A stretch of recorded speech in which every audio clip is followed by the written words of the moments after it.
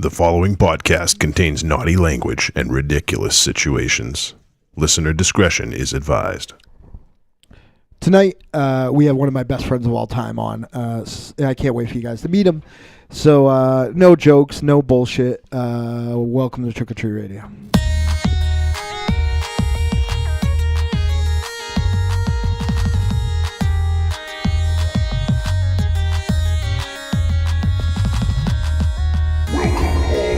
Zombies. You're listening to Trick or Treat Radio, starring the Deadites.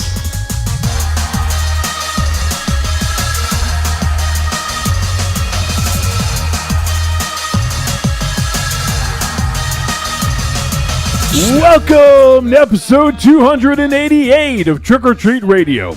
Trick or Treat Radio is a phantasmagorical spin kick straight through the heart of pop culture, navigated by the Deadites. The Deadites are the world's greatest electroshock band. We destroy monsters, we drink booze, we win championship belts, and we also have guests in studio that we've pretty much known as long as everyone else in this room.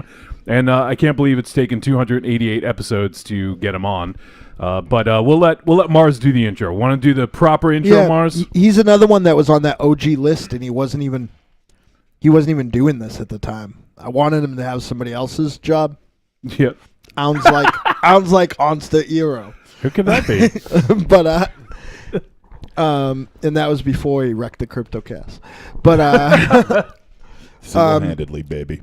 Ladies and gentlemen, the bass player of one of the greatest groups of all time, the Dead Groovies bass player, Kevin Crook. I like how I was wondering where this was going. What about his other? What his other thing? No, that's he peaked. He peaked. He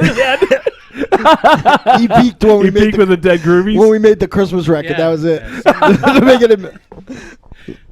Yeah. The backwards bass line of Santa Don't Suck is probably as good as he's ever got. I don't even remember it. Yeah. And that's there's a reason for that. It's horrible. No, it was a Have you bastard. ever told the story of how we gave everyone that tape and then it was our quest to find all the tapes and steal them back?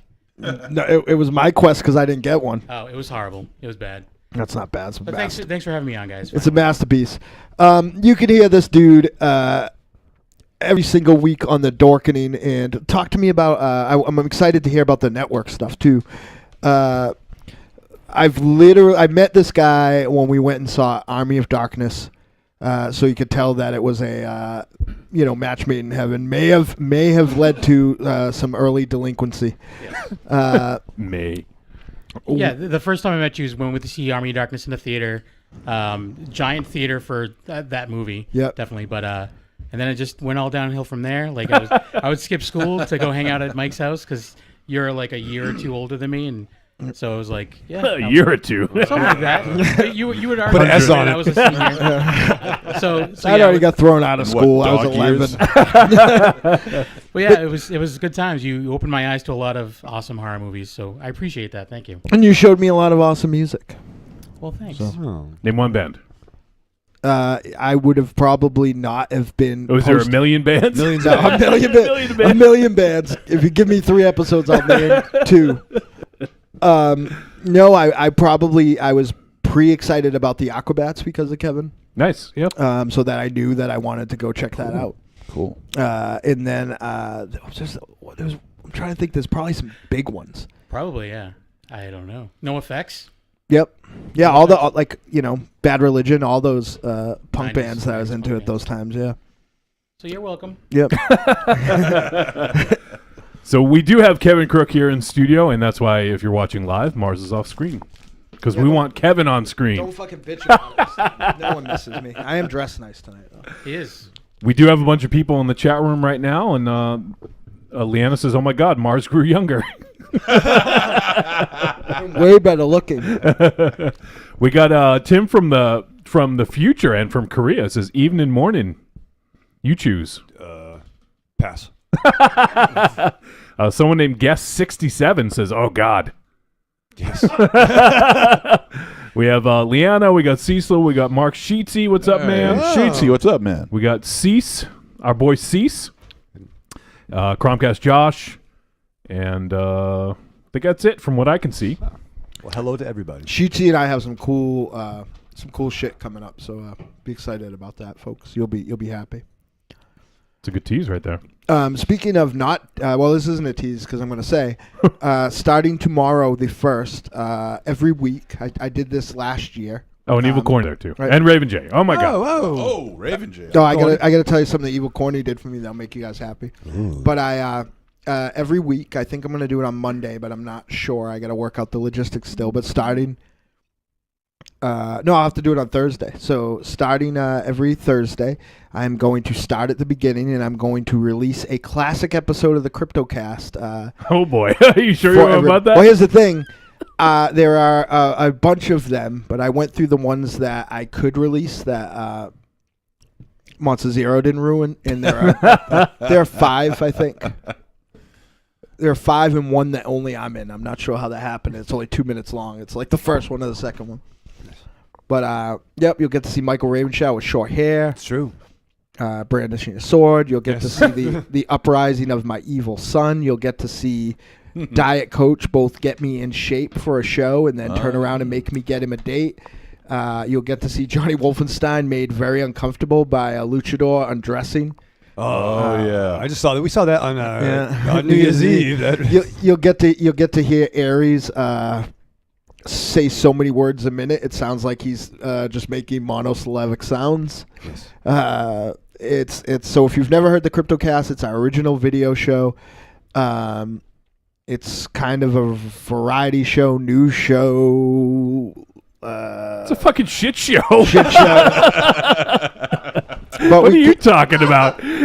But we can't. You make it sound like we fucking planned anything that happened in that thing. But we can't. We had the comic book segment. That was good. Me and Raven Shadow. a lot of it was really off the cuff. We had the Everything was. the MegaFest trip we went to. That was nice. That was nice. With Hannah Solo. Oh yeah. Rock and Shock. Yeah, Rock and Shock. But if you cull down the ones that Monster Zero talked about his favorite thing in the world, we have almost none. No CryptoCast. I don't know if it's his favorite thing in the world. I don't even remember that. What was it? What do you talk about more than anything on the CryptoCast? Porno. No. Oh. I wish. It's got 4 letters.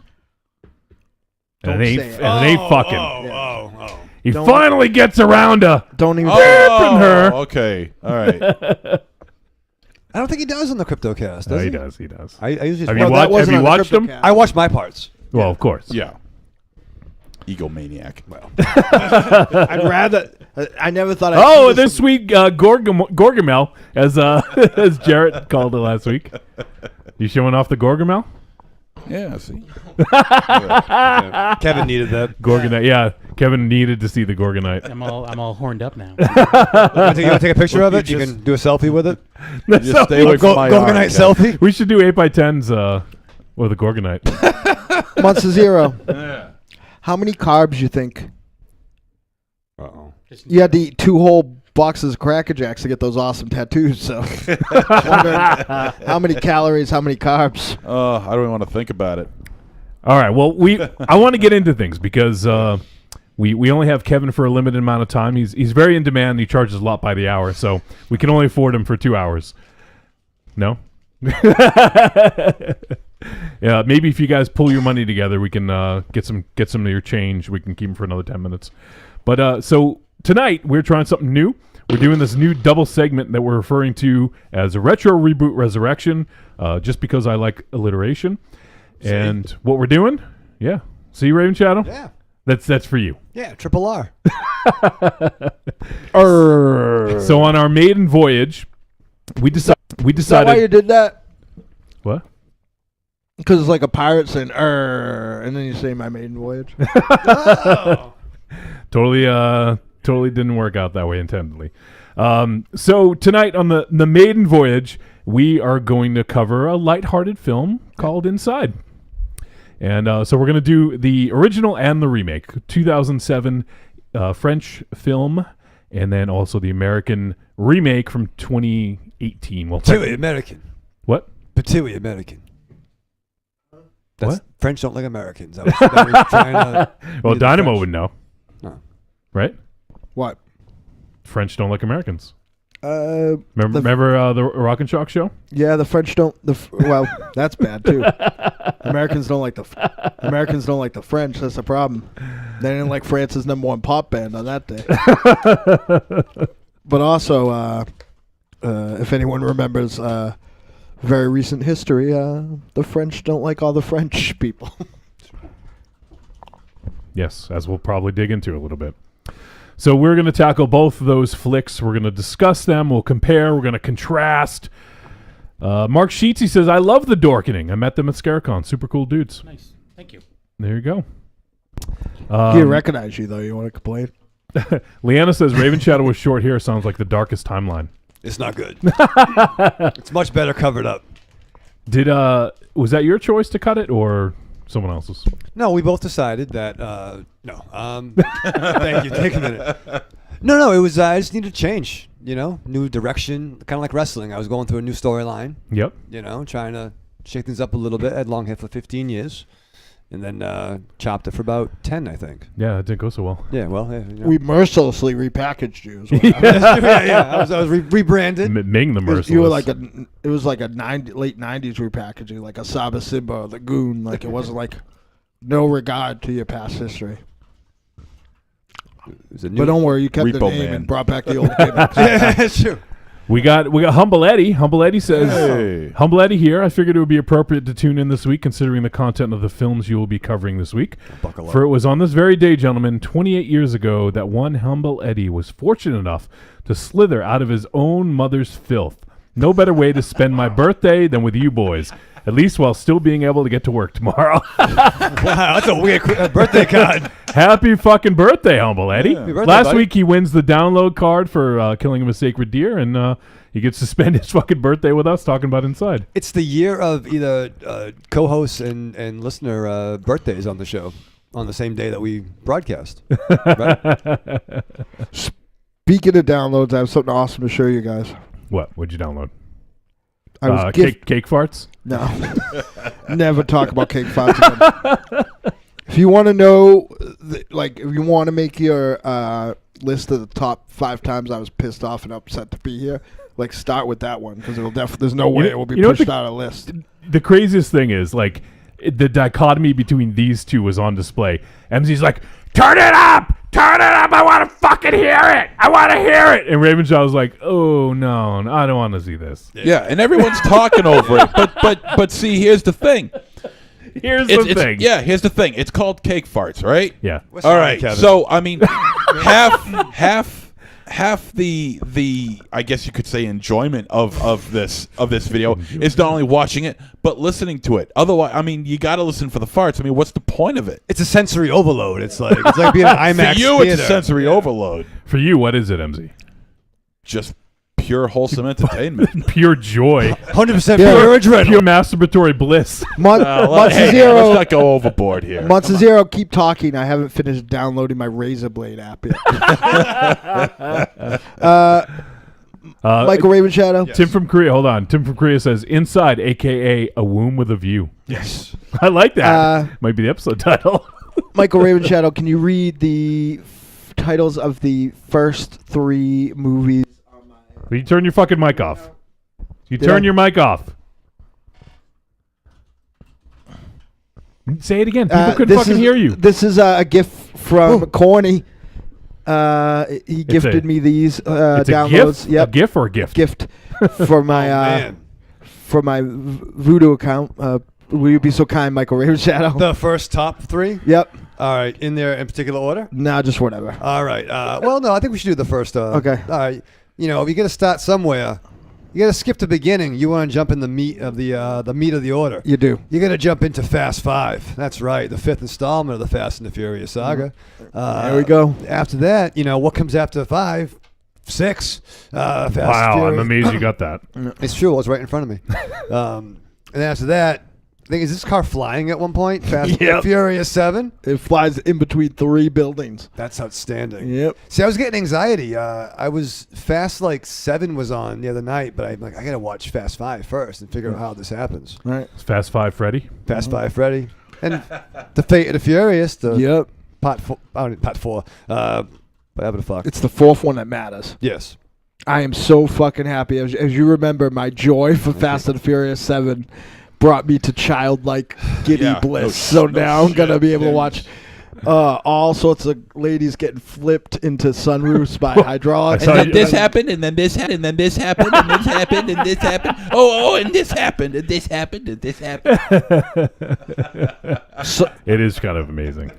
Yeah, sorry. Your enjoyment of it is amazing. Yeah, your enjoyment is far more Try entertaining being- than the movies ever could be. Try as far as being I'm in the concerned. fucking Hossman chat. Like, I'm still talking about that movie. I saw it 4 weeks ago. Humble Eddie says, "Don't let this episode turn into Cake Farts 2: The Cakening."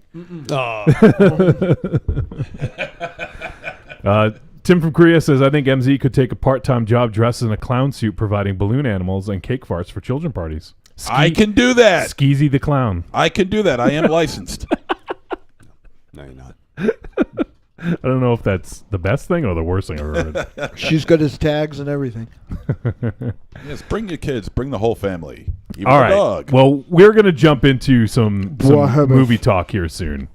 Raven Shadow, I'm letting you know right now, we're not getting a break before the film review. Oh, Christ, here Why? it comes. Because you know why. Kevin likes breaks. Kevin, do you like breaks? We never take breaks. There we Oh! go. That's why it's something different. Now you can relax. You don't gotta produce. You can just relax and you can be yourself. I'm just Take your saying. shoes off. Go to the bathroom. You want to start smoking? Come out with Aries and I. You're never too late to start. Philip Morris actually would rather you did that. He's desperate, isn't he? Or die and breed. Yeah, literally. It's a recession proof. All right. All right, so I'm just letting you know that first because you're going to still do the whole setup, right? Yeah. So, Okay. Raven Shadow, Yes. you sit down to watch Inside. This is from 2007, the new French Extremity movement. 2007's Inside. You sit down to watch this movie. What do you do to prepare for this momentous occasion? Oh, you know, I We're kicking off the Retro Reboot Resurrection. What do you do? Yeah. It's a new segment. It's a new segment. It's very exciting, you know. So I think about France. I think about So I think about all the things that they invented for us. Berets. Berets. Yep. Menage a trois. French kissing. Carte blanche. Carte blanche. Denouement. Denouement. Denouement. French bread, French Yeah. Peru. All that stuff. So I like French that. ticklers. French ticklers. Thank you, Kevin. Finally, somebody wants Jacques Cousteau. Jacques Cousteau. Jean-Luc Picard. Jean-Luc Picard, yeah. Aries, huh? Aries is Aries He's is French? Eloise. Alois. So I think about all the French. French kissing in the USA. There you go, which is a That good song. segue because there's the French movie and the American movie. French fries. Actually, one is. Forget it. The language of love. Oh. All those things. In retrospect, I wish I would have smoked more because I'd be fine now because I'm not smoking. But yeah, but you'd be smoking one of those really thin, long French Oh. A cigarettes. cigarillo. Yeah. This is going to be a weird. Like, we're replacing latent racism with latent xenophobia. Right? I can't wait. Can you just say it, please? all right, get ready to watch the movie. So nice, we have to fucking watch it twice. Strap on. And then, all right, and then we'll go right into the movie fucking review, Raven Shadow. No break, okay? You You didn't earn a break. You didn't play I the gave you a sound. chance. I gave you a chance. Well, then let me do it again. All right, Inside. MZ, do you want to tackle the French name? Oh. I want you to try to attempt the French name. Where I'm trying to find the French name. Where is it? All right, while you look for it, I will tell folks that this film was from 2007. It is 82 minutes, and it is a horror, rated R, and it is directed by Alexander Bustillo and Julian Maury. Also written by those dudes. And it stars Alison Paradise, Jean-Baptiste Tabourin, Claude Lul, and Dominique Frot, and Beatrice Dalle as La Femme. The best I could do is hold on. Beatrice. Oh boy. I mean, I've seen it before, but I just can never pronounce it. Fuck it. Fuck a duck. You want me to get Google Translate up on this for you? Well, you know what they should call it? They just call it La Inside. Le Inside. All right, here you go. À l'intérieur. You got that, MZ? À l'intérieur. L'intérieur. À l'intérieur. À l'intérieur. There you go. Now you know. And knowing is half the battle. That's right. All right. The synopsis. 4 months after the death of her husband, a woman on the brink of motherhood is tormented in her home by a strange woman who wants her unborn baby. So, feel-good movie of the year, Raven Shadow? Oh my God, yeah, this is nice. This is how I spent Sunday morning. Some people go to church. Raven Shadow Yeah. watches inside. Did that. It was nice. Eat my breakfast Hot Pockets. That was nice.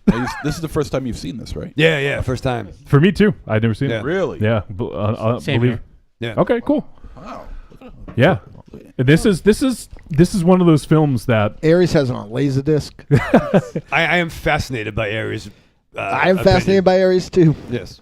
when people talk about the new French Extremity movement, this is one that always gets mentioned. It's High Tension, it's Inside, and it's Martyrs. Typically are the three, and then there's like Ills and Frontiers, and there's a few others. But this is, this gets grouped in with Martyrs and High Tension as probably the three most well known from that, from that period of time.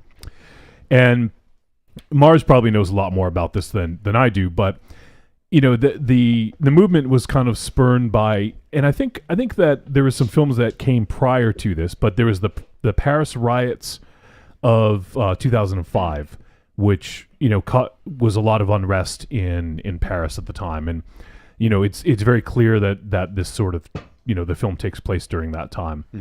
So it's kind of an interesting thing, and as we get to talking about the American one, that's one of the points that I wanted to sort of to talk about. And I think, Marge, you alluded to it last week when you said that. Well, I was just curious because and there's also a great action movie called The Nest. And a lot of these films, probably most notably Inside and Frontiers, use the riots as kind of a jumping off point. Yeah. As did The Nest as well. And not only was it interesting politically, because it was a very obvious callback to the turbulence of the country that started this movement. Yep.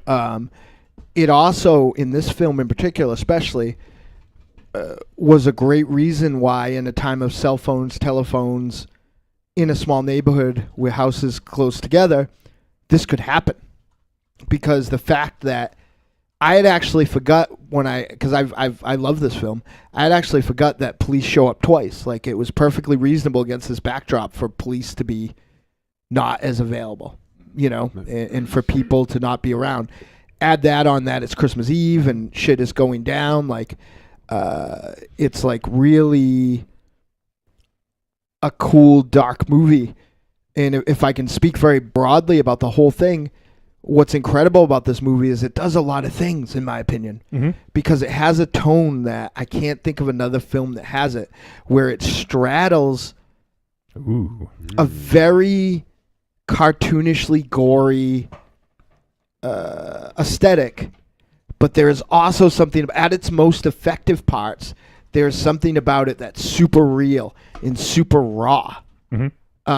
I explained why this one, because my special lady friend has only seen the remake. I explained one of the benefits that this one had and why it worked by going back. And Wolfie remember this. There was a period of time where one of our favorite wrestlers, Sabu, had a broken neck from Chris Benoit. Yeah. Well, his neck wasn't actually broken. It was very badly hurt. But it Speaking wasn't. of which, I think, Kevin, did you used to watch ECW with us a little bit here and there? Here and there. Okay, I thought I remember you coming over and hanging out watching ECW. We did just have Al Snow on the show a couple weeks ago. Oh, nice. Did he have Head with him? No. He did mention it quite a bit, though. And there was this brilliant time after. It's funny, the match I'm actually speaking of, remembering most specifically, was Al Snow versus Sabu. And in the context of knowing that Sabu's neck couldn't get more damaged with the type of injury he had, it was one of those things where it hurt, but it just hurt to have a neck. He could still break it as much as anybody else could, but, in every fucking lame 1980s style forearm against Sabu's back, every dumb body slam that Sabu got, you'd cringe because Sabu was wrestling with a broken neck and you bought it. And in this, what makes this film so such a neat dichotomy is that it has this cartoon amount of gore, but where it's most effective, I think, is like the very visceral, very realistic elements of the violence of watching this woman who is with child, to use a wrestling term, taking these bumps. Mm-hmm. And that is the gore stuff is fucking great. Yeah.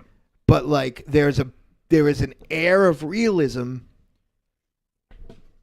hyper realism to the combat, if you will, between the protagonist and the antagonist.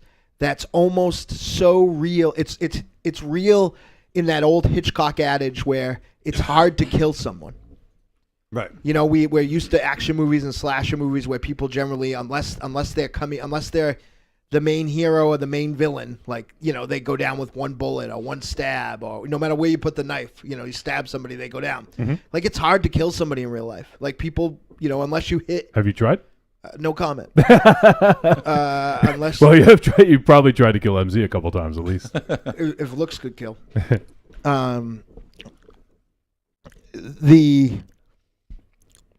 Now I lost my place. God damn y'all. The fact that it's a bit of Wile E. Coyote, Yeah. Right. but it still straddles that line, and it sets its stuff so much that it's almost in the same way that not the movies that happen in Quentin Tarantino's universe, but Quentin Tarantino's universe, like Kill Bill. I mean, not Kill Bill, Pulp Fiction and Reservoir Dogs and Jackie Brown. Almost like how that is so, everything about that is so not real, but it's so grounded in itself that it's like this weird hyper reality. Mm-hmm. Well, I think what it does really well is that it you get locked into the tension of what it does. I don't. The high tension. High tension. Oh, another French Extremity flick. But no, I don't like pregnant movies, and I don't like. What? You said this last week. Yeah. What is a pregnant movie? Woman It's just when someone pregnant is in it. Yeah, the whole movie. I'm pregnant. That's the whole. That's no. Look who's talking. Yeah, look who's talking. Kevin, can we trade? Can we give him the dork? So the end of License to Drive, you absolutely cannot watch that, right? Why does she get pregnant at the end? Yeah, Her the mom cock does. gets pregnant. Yeah. But in that, I don't like. Corey Feldman knocks up a Buick Skylark. That's so weird. That and I don't like a lot of body horror shit, and I don't like. Would this be a Siege film, Jesus, Dynamo? what do you like? Yes. Yeah, this is a Siege film, right? Did you say Siege? Home invasion Siege. movie. It's Home home invasion. invasion. All right, home invasion. You I don't like that invasion. Your definition of siege would work. Okay. But it's a home invasion. I don't like that either. You know what I mean? So, God. but however, where I'm going is I was caught up in the moment. I was caught up in this woman's, sad struggle. I like how it opened up. You don't know what's going on. And then when things start to go askew, you're locked in. Ain't that right, Kevin? Ain't that right, Kevin?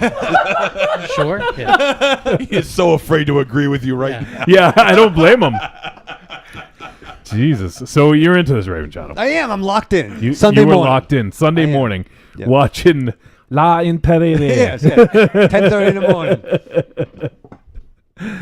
All right. So for me, the first time, seeing this, obviously it had a reputation to live up to, and a lot of people hail this as one of the best horror films of the 2000s.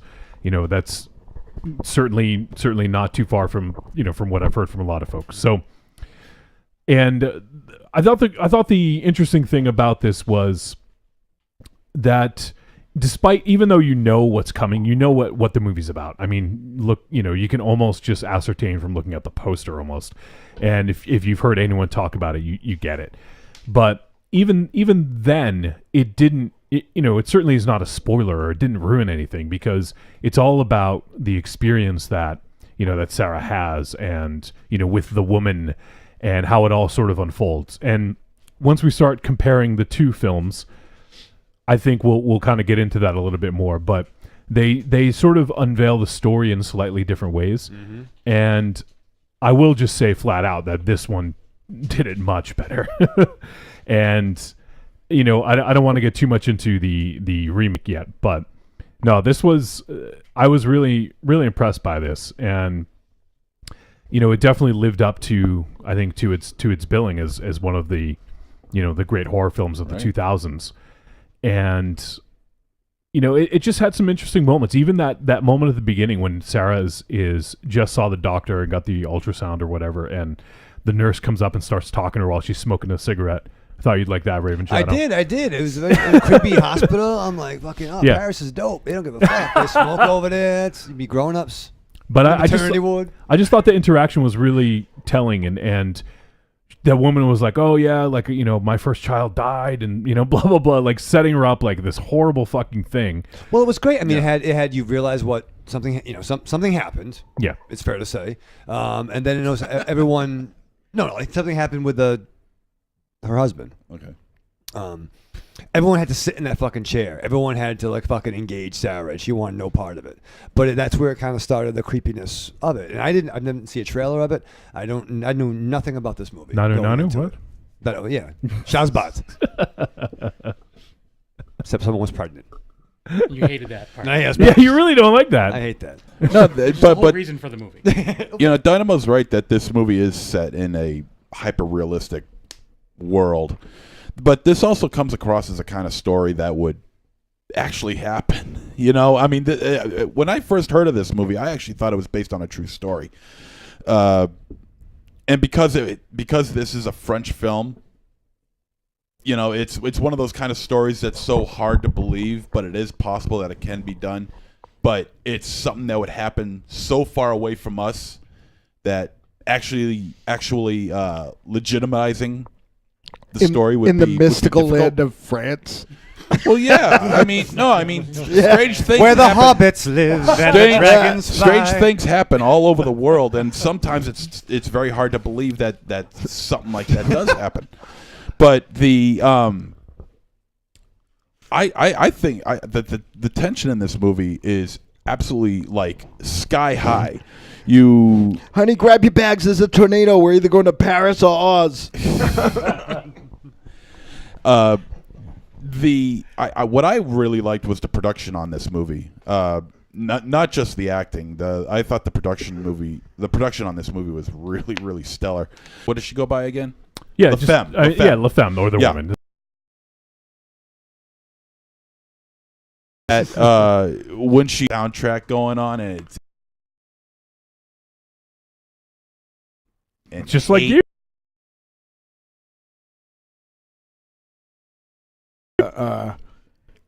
Of all the iconic cue in the history of music, quartet going meh. Pretty much.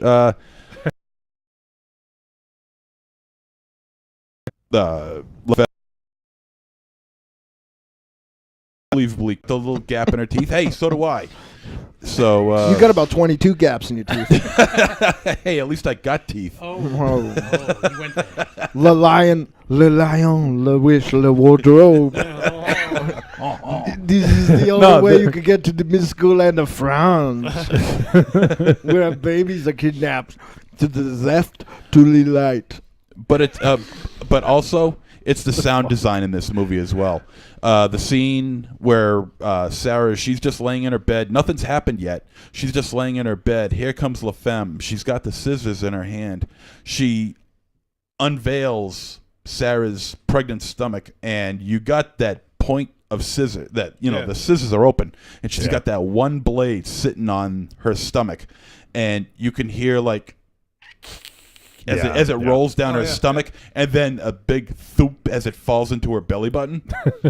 No, it's because I watched that, man, and I'm like, God, that gives me the fucking douche chills. Timestamp. We found the thing. The thing, the one thing. Keep in mind that it was not double-digit amount of minutes ago that he was talking about cake farts. Yep. Lovingly.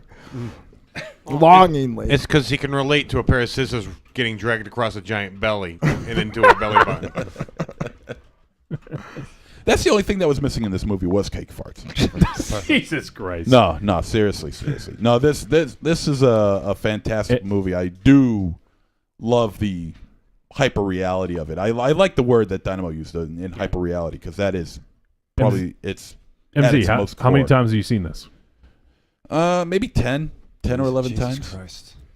And not to mention the fact, I mean, what are you complaining about? This for a movie that it has like zero fat on it.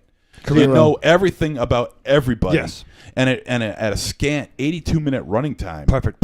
Which is unbelievable when you think about it. I mean, they just have there's just no waste in this movie at all. Zero. No. Are you guys agreeing? This is amazing. This is a fucking banner day. It's only because I'm here, right? Yeah, Kevin You don't brings wanna fight us in front all of the together. true. Children. Yeah. He's the children make Kevin smell. Kevin, smell. yeah. I'm gonna say something. I'm gonna jump a tiny bit ahead because I'm afraid I'll forget it. But like, MZ just touched upon like the running time and the fucking like briskness of this movie.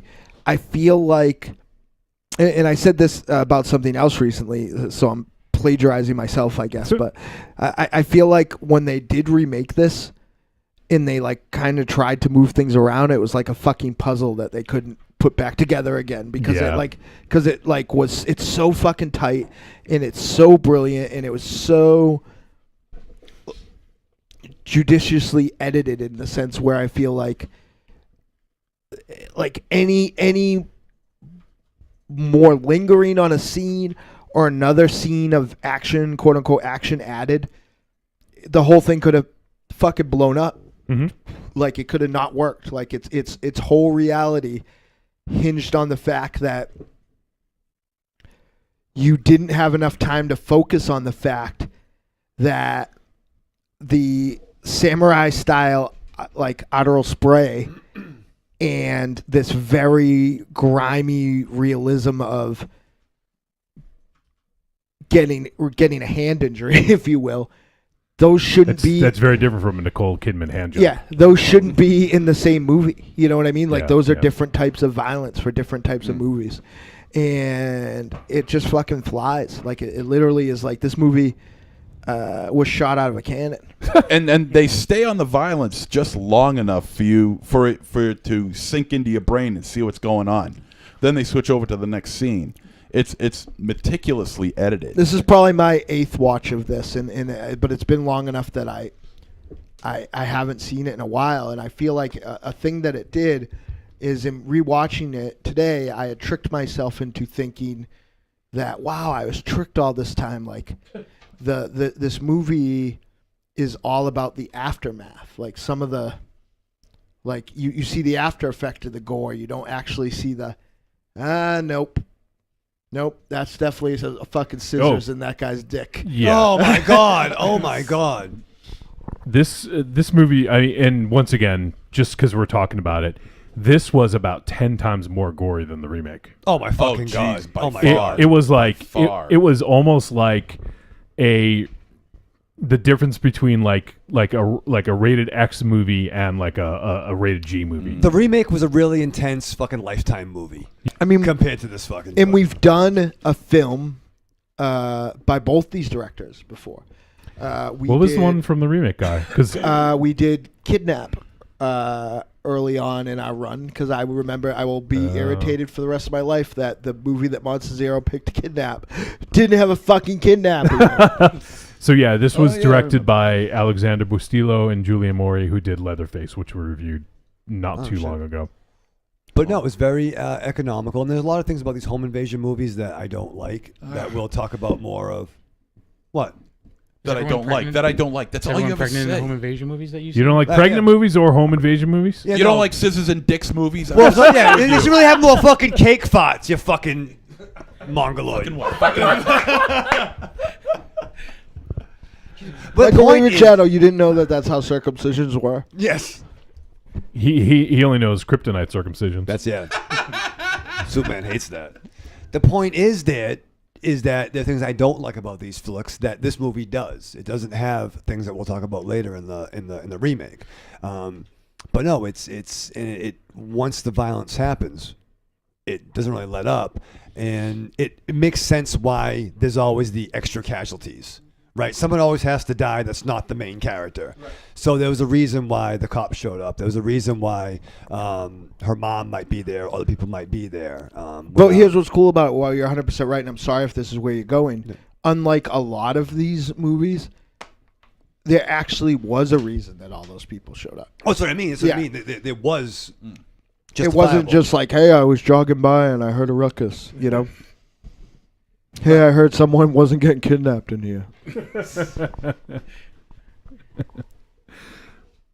So let's see where else we're going to go here. So I also thought the portrayal of Sarah from this movie was also much better as well. Alice in Paradise was, oh my God, was very good as Sarah in this. I think the only thing, I'm trying to remember, there's one scene where I thought that her reaction seemed a little off. I don't remember which scene it was now. Was it in the beginning maybe? I don't even remember. But one of the other things is I thought that the way they showed the accident in this one was much better as well. And it was almost like, oh my God, yes. It was almost like, all right, this is the American version of it. We're going to fucking go big and have the thing fucking flip over multiple times. And this was very subtle and much, I think it was more impactful as well. And you also have an infant's point of view. Yes. That's one thing I wanted to bring up is that they very easily could have gone too far with a lot of things in this one, and they just didn't. When I first saw the first shot of the baby, I was like, is this really happening right now? Like, is this look who's talking? Like, right.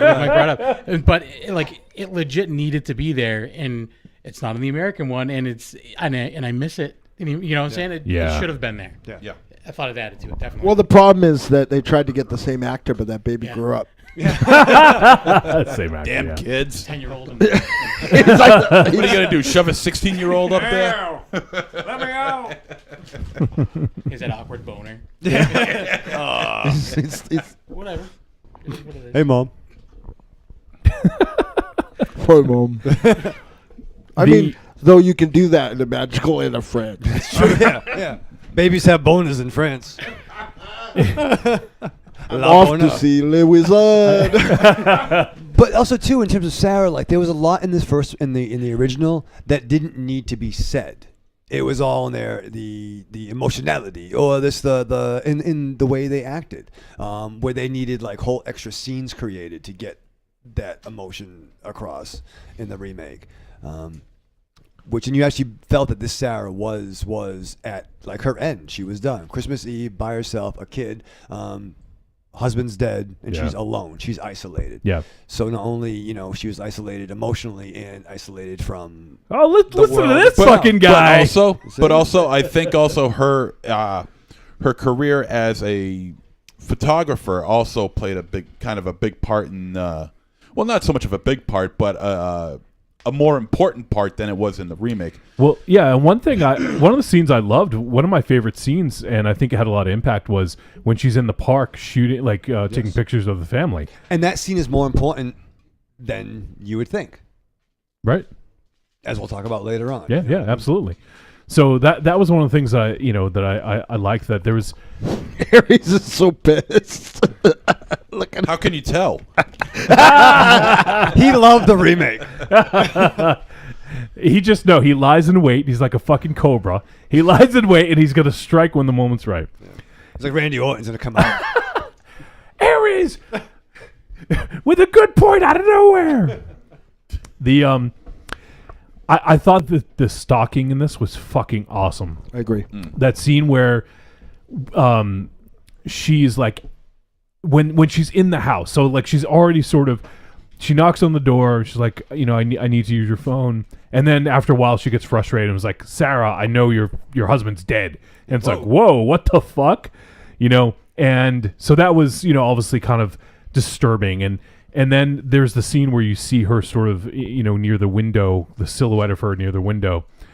And then that scene, though, when she's actually in the house and kind of her face is peering out of the darkness, was really fucking creepy. Yeah. Because what's more unsettling than having someone fucking in your home. That's like your safe space, right? Right. Like I know some people that can answer that now.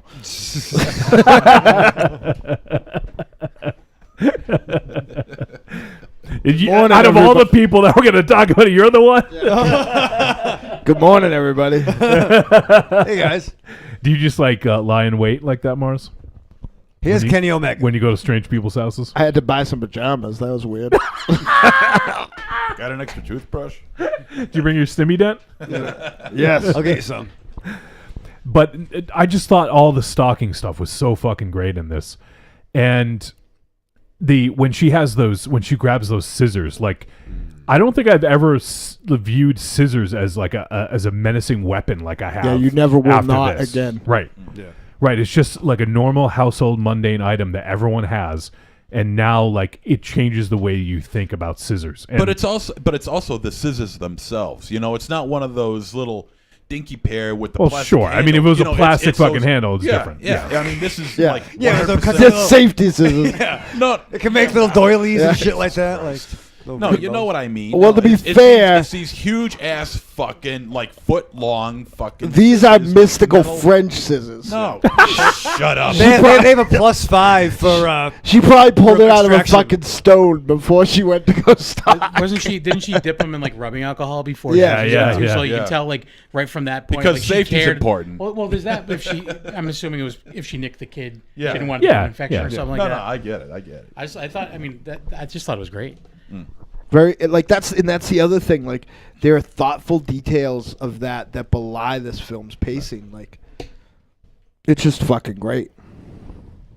Yeah, I'm glad I watched it. Thanks for recommending it. For real. Yeah, of course, I man. have friends that have seen it, and I don't know why it's never been on my radar, but they're like, "Oh, it's brutal," and I'm like, "Really?" I actually specifically remember a time that I wanted to watch it with you, but we ended up staying at like the 99, I think, for like 5 hours instead of 2 hours, and then we had to break up the party.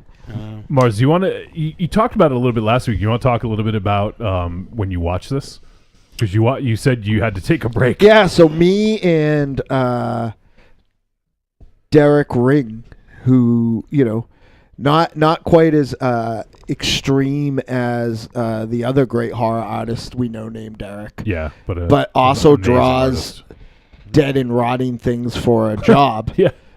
And I were watching this. We were very excited.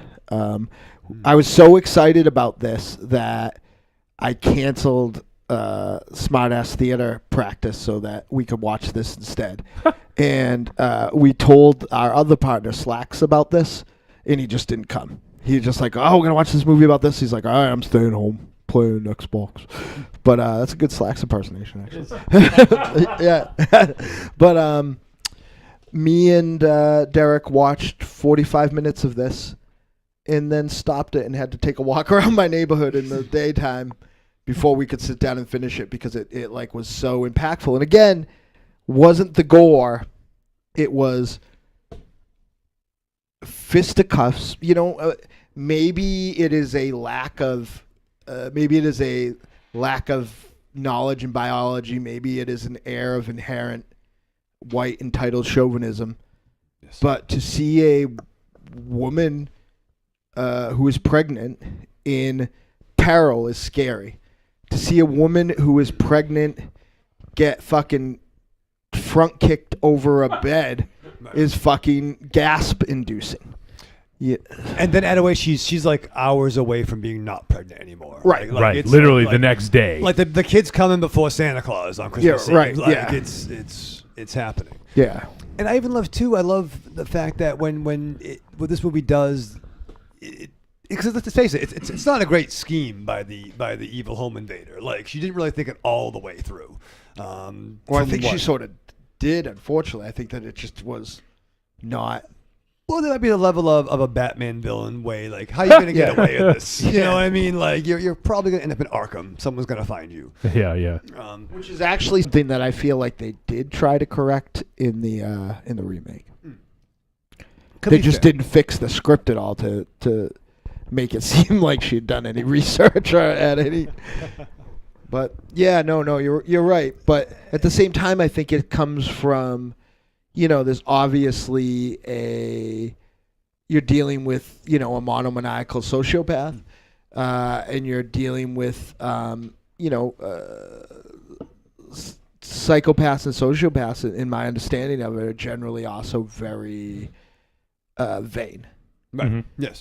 So she probably thought she was going to march in, cut out that baby.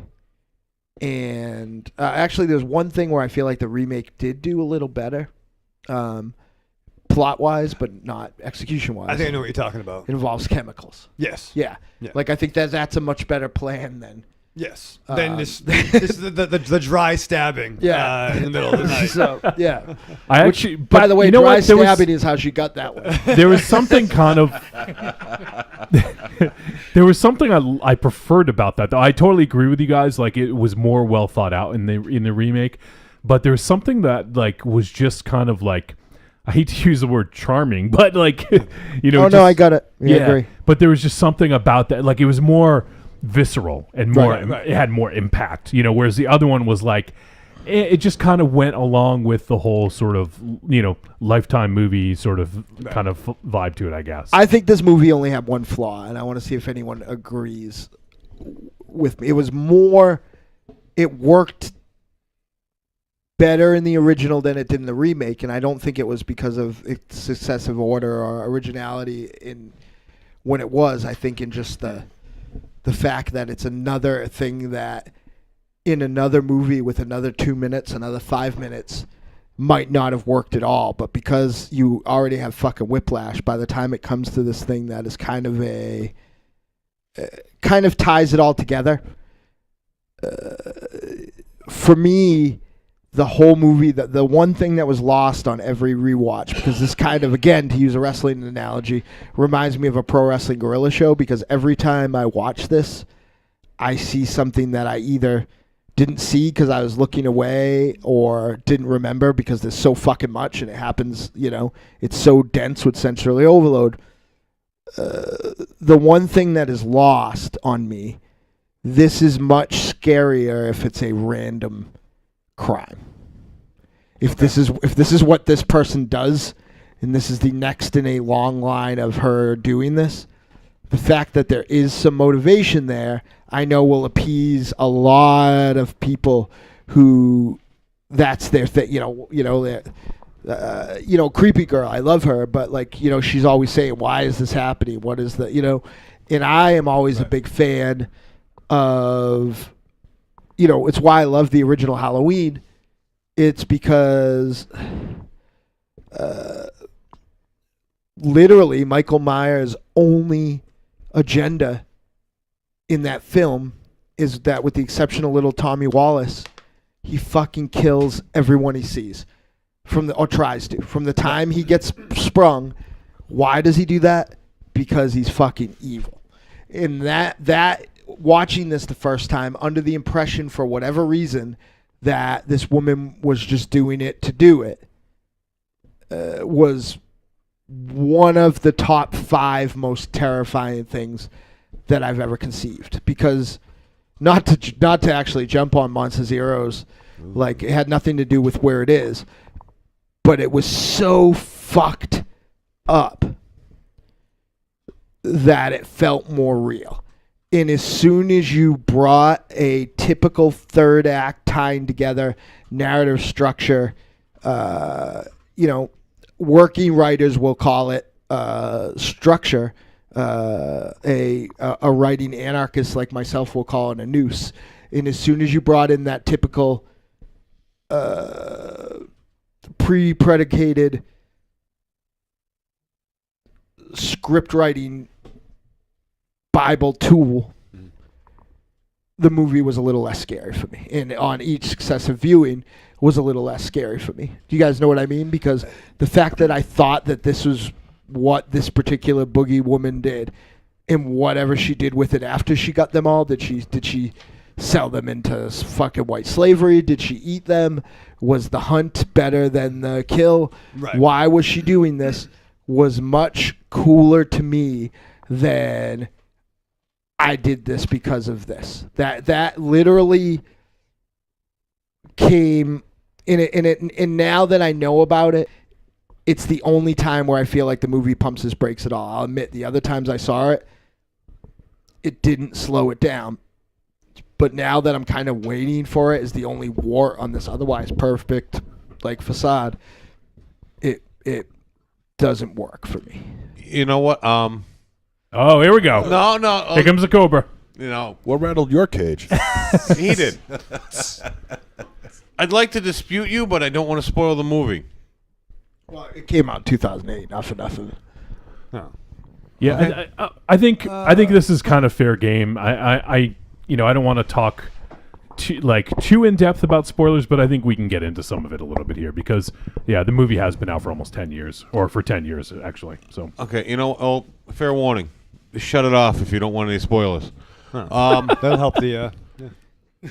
This could quite possibly be that this was a random attack, that this woman just did her research and that she learned that this woman killed another pregnant woman.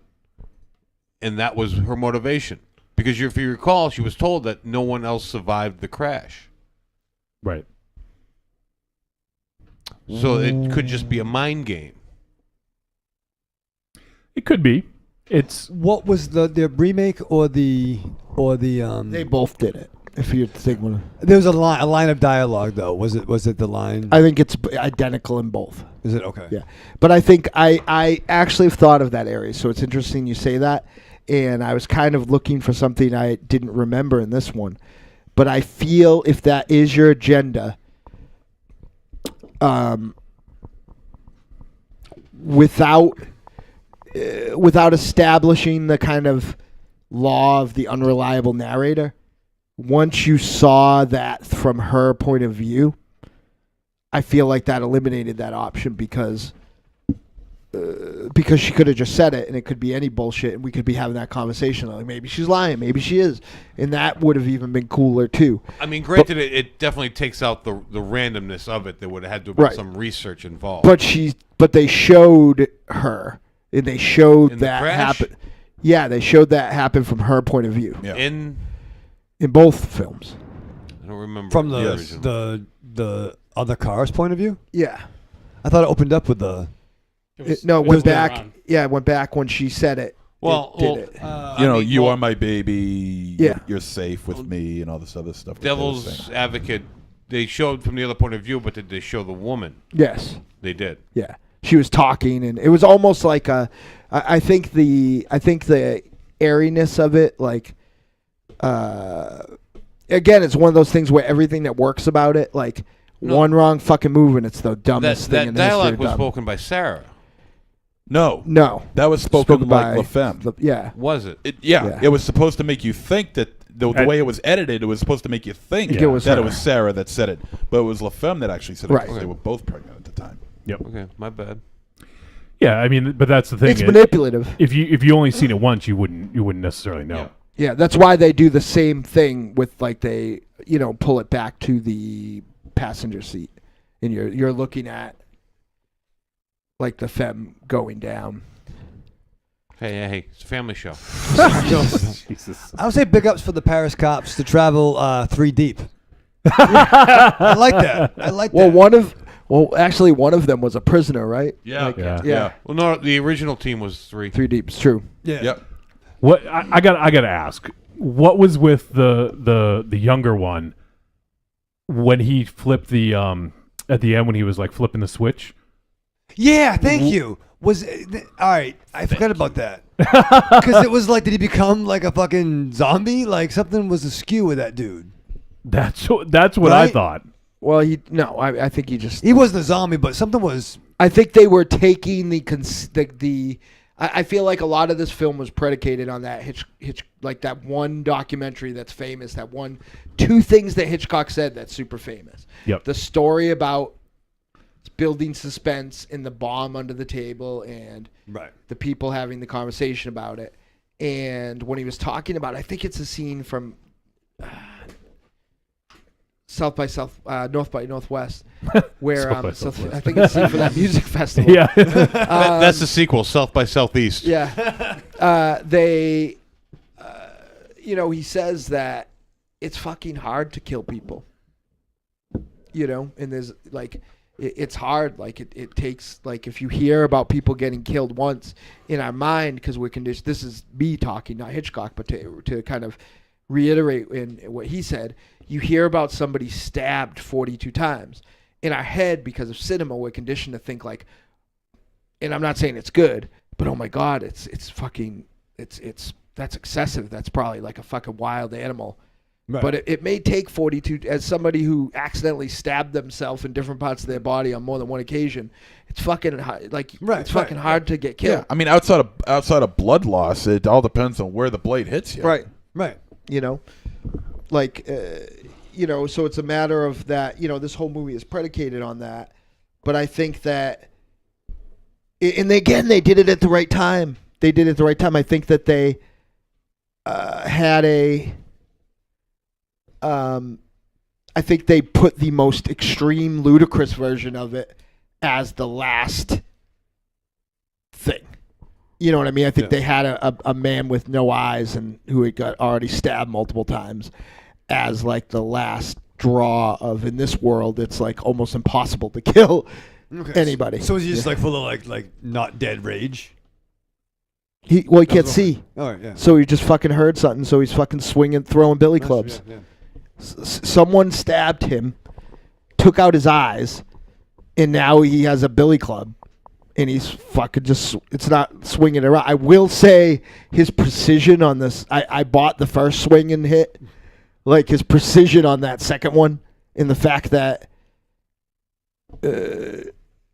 she was upright for a second one was the one little bit of time where I felt like, you know what I mean? But again, this is on my 8th or 9th view of this. You know what I mean? That I'm thinking of these little things. So, but yeah, that was a fucking scary. That like, I feel like if that movie was made in America, I feel like somebody would have made in America in like 1989. I feel like somebody would have said like, we need something for the magazine. We need something for the Fangorians. Well, they got some. I mean, it was fucking. It goes all in. Oh yeah, for sure. There's no. Creepy Girl's hanging out now, and this is one of her favorite films. She said. Yep. Hey, babe. So she was wondering if we were doing the remake or the original, and now she knows we're doing both. Yep. And she says, I think this is maybe to what something you said, Mars, but she says, I just need logic on certain things. I loved Halloween. I hate when they don't finish the story. The original inside is a masterpiece. I can't believe the American remake can compare. Well, we'll find out in just a little bit. Stay tuned, yeah. And she says, I make everyone I know watch this movie with me, and they always leave thinking there's something wrong with me for liking it. Very good. Well, it was Thanksgiving. You maybe could have waited till Nana left. Yeah, wait till Christmas. That's true, yes. Yeah. Yes, it's a Christmas holiday movie. Yeah. It's a Christmas film. You and Monster Zero should watch it while you make babies. Oh, whoa. Creepy Girl also says the original has an eeriness to it that leaves you very uneasy throughout the film. I agree, which is something... And the ending that makes you feel very uneasy. Which is something that is hard to do.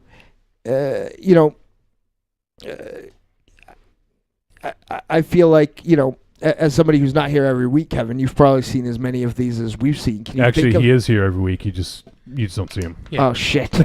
Can you think of another movie that manages to serve both those masters? Because I was trying to think of it today. Something that's a fucking splatterific, like a throwback to like the splatterpunk era, like, and at the same time, like even Hellraiser, which I think Barker wanted to make, like, which is an interesting film because I feel it's like the last bastion of that British Hammer proper horror smash cut with like, with the splatterpunk, but I don't think it's as creepy as Barker maybe wanted it to be. Can you think of another movie that's just as fucking wet as it is creepy? No, because I couldn't today. I would, if I had some time to think about it, maybe I could come Well, that's why I put you on the spot. Well, thanks. Well, at this point, I don't. Way to go, Mars. Yeah, thanks. Rat. Stupid rat. Yeah, you're wet. I forgot that it said get out of here. Get out of here, wet. There was fucking cookie kid. One of the scenes, so there is, we haven't really talked about how much. Well, I guess we did touch on it a little bit, but how much fucking horribleness happens to Sarah. Like, first of all, she loses her husband. She's in this car crash. She's having a baby. She's alone on Christmas. Like, all the shit is just fucking going down the tubes. Oh, and then she has a stalker who's trying to steal her baby. Like, how much more fucking invasive does it get than that? And also, and then on top of that, she kills her mother. Yeah. She accidentally kills her mom. Right. Oh my fucking god! Like that's the moment where like Was you the think, mom thing? Yeah, like Yeah. you think like, wow, fucking crazy batshit home invaders gonna get fucked up now because they're onto her evil plot. No, yeah, Sarah stabs her mother in the throat, and then the other dude gets stabbed in the dick. The end. The end. And tune in next time for Michael Ravenshadow's prom stories. And there's even the cheap pop that from the cat. Yeah. Which we can talk about the choices for both American version and the French one, but I think it served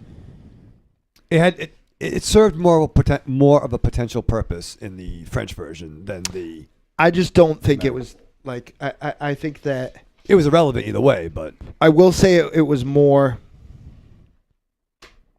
I would say it was more relevant or more effective.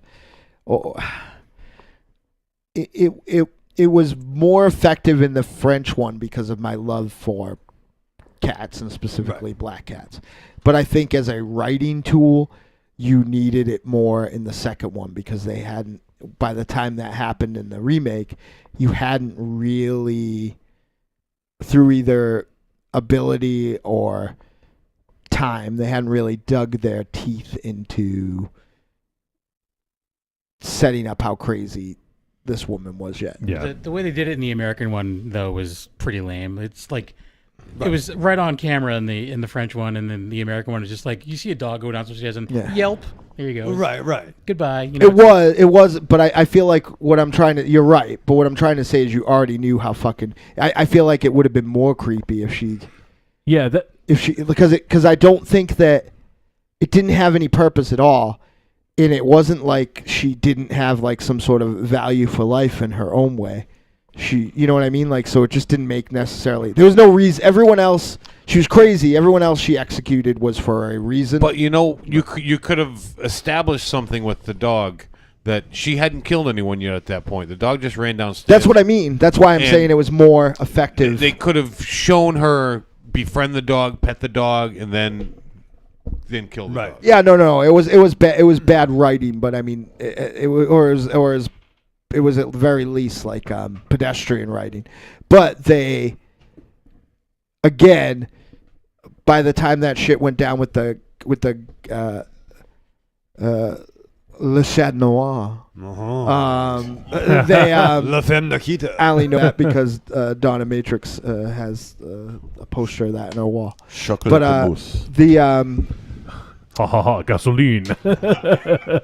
Chocolate mousse. I spoke with Donna Matrix before I came, by the way. Whoa, what you do? What? You talked to her before you what? Yes, that's true. Wait, what? No, never mind. And I asked her if she wanted me to say hi to you guys. Yeah, did she? She said, "See you later." To click to me. But so again, Aries is 100% right. But I think that the only reason that I'm saying it worked is that we didn't have a baseline of just how vicious and mean and crazy this woman was. By the time she killed that cat, we already knew she'd fucking cut off like fucking part of somebody's face and one other thing stab too, somebody in the ding dong. And it could be the difference of 10 years. But nowadays, when there's a dog on screen, we know that dog is going to die. Yeah, like it's almost like 99%. You know, like it's gonna happen. Right. But I didn't expect the cat to die in that movie. I agree. Just because of the way it was set up. It wasn't until it walked by near her where I was like, she was holding it. And I actually thought she was. it. Yeah, I didn't think she was going. Yeah. She could have killed 100 people before that. The simple fact that she's sitting on the floor, all calm. That cat walks up. She caresses that cat. Everything's calm, and then she just kills the cat. Yeah. That speaks volumes to her mental state, because all the other killings were in the heat of the moment. Right. Yeah, She is visceral. completely really good calm when that cat died. It's a really When good she point. killed the cat. Right. I think that man, this movie's just so fucking brilliant. I think that at the end of the day, I think we're just very desensitized to it because now every movie does it for almost every horror movie right now. I'm sure Kevin sees the same thing. Does it for like a cheap pop now, like and being an animal lover too. Does it for like a cheap pop now. I mean, it's to the point where honestly, I felt like I couldn't talk about it for a while because I can't remember who it was. A filmmaker who I remember I'm a fan of the filmmaker. Fucking tweeted at us and called us out about bitching about it at one point. Right. The dog. Yeah. Right. Yeah. I don't remember what. Oh, it was. yeah, Jason Eisner. Yeah. So it's just a matter of like, it actually fucking happened so much that I, like, regrew my my tolerance got so far that I started fucking complaining about it again because like. And I made a joke once that from now on I'm gonna dock a movie's automatically gonna be a trick if an animal gets killed in it, but I feel like I would have had 100% tricks, like over the last couple of years. This society cares more about animals than it does people. Yeah, I agree. I disagree about that. No. I mean I think that they think they do, Right. but I think that this room maybe cares. I mean I don't like people at all, so Yeah. Well, which people and which animal? right. Yeah, no, that's true too. Like I've often, some bonehead once said to me, like, "Are you gonna eat your fish? Yeah. You gonna eat your own fish?" And I was like, "I'm not gonna eat Tiny White. He's my friend. I'm not gonna eat Michael Raven Shadow, but that cow could be a rapist. Right. I don't know that cow. It's an asshole cow. Yeah, Cow's a dick. yeah. So All right. Is there anything else we have yet to mention that we want to get out there? Because we want to wrap this up so we have a little bit of time to talk about the remake. Let's wrap it up. Take a break. Let's see. We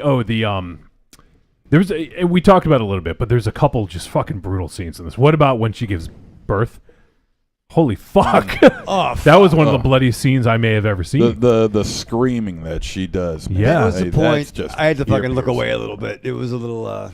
Ollie didn't like Yeah, those. he didn't like screams. that. Yeah, he was upstairs. I don't like movies where You didn't people watch that scream. in the sexy speakeasy. And it was just, this movie was really stressful. Like I watched it not too late, but in the evening, maybe around 11:30 or maybe midnight. I don't know. But I just remember like after it ended, I like couldn't go to bed because I was just so stressed out from watching it. So you have to just fucking bang one out. Yeah. bang one out. Fire a couple rounds into the pillowcase. What? Is that what you use? I think I'd rather use Air Sharky. Shoot out some too knuckle long. children in a sock. Show the French how That's- it's really done. That's a weird fetish. That's an even weirdest fetish than cake fat. So you lay it out on the pillowcase, then And then do you still use the pillow when you go to bed? yeah. No. It's That's all fucking I put it in squishy. the guest room. Oh, I'm never sleeping there. That's called a French marshmallow. Yeah. My one of the terms I like to use is getting a case of the old glazed knuckles. Snapping the carrot, Get some glazy knucks. Birkin the jerga. Yeah. We got children. By the way, we got Slagoth hanging out. Hey. He Speaking says, of- been a long day, but I've got the show on, sipping on a little Jack and trying to figure out this drawing. He slept in your guest room, didn't he? Why is my podcast playing all of a sudden? What Does anyone have an iPhone their podcast just randomly just start playing? Yeah, That happens to me. I actually like woke up. That's how I found out about one of my new favorite podcasts. Actually, there's like a podcast network that I only listen to one show. Yeah. And I had stopped it, and at some point it just started fucking playing itself and ran into another podcast, and it was a podcast about Ring of Honor. So I'm like, There you go. I enjoy this. This was a happy accident. I'm up. I might as well glaze my knuckles. And last thing I'll read from the chat room about this. Creepy Girl says, my favorite scene is when she is sitting on the couch and she slowly appears from the darkness behind her. That was the one I called out. Yeah. She says, amazing scene, one of my all-time favorite scenes. So That weird. actually reminds me of Halloween. Actually, that's Yeah, why yeah. I love it too. I think the only thing that is stopping this from being Monster Zero's favorite movie of all time is no one takes a dump. Like, But that was even if anyone took a fucking shit or threw shit at somebody, like, oh man, masterpiece. Trick or treat, baby. I wonder if people would say you're No, a trick we're doing or a treat. our verdict. Trick or treat, Or a treat. motherfucker. All right, verdict time. We'll let you know whether this flick was a trick or a treat, and any final things we may have to say. Marsman. Treat of the highest order. All right, let's go to Kevin. Treat as well. All right, MZ. Definitely a treat. You guys are fucking boring today. Aries. Yeah, despite the fact that this was Thank French with subtitles, it was a treat. Yeah, that's like a fucking huge. Oh, that's a double whammy. Yeah. When I told the missus about this, that it was 2 movies, one French with subtitles, she goes, "Who hates you?" Hold on. I love you, Aries. Hold on, what? It's gonna put the fucking show on hold. No, I wish I could. Use your words. I wish I could screenshot this. Hold on. All right, All Raven right. Shadow, you go. Very tight. Ooh. Yeah. Economical. Ooh. Sometimes arousing. I thought you were say erotic. It was a little bloody girl on girl kind of thing that was kind of awkward with a pregnant baby in the middle. Right? Like a fucking sexy wet nurse. Pregnant baby? What movie are you No, watching? it was like it's fucking weird. It's That's- some fucking subtext. That's what there. happens if you're really fertile. Yeah. You impregnate someone and then impregnate them. That's crazy. It's called a faducking. Wowzers. Once again, not my bag at all. But fucking treat, dude. Gory ass fucking treat. All right, and for me, definitely a treat as well. This was intense as fuck, Raven Shadow. It was an intense ass fuck. It was some intense ass fucking. And I really wish I hadn't waited so long to see this flick. And it was way gorier than I expected. Yeah.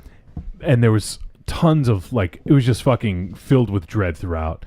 And during the entire runtime. So yeah, man, this was a great flick, and if you have not seen the original Inside from 2007, you need to get on that shit and go check it out.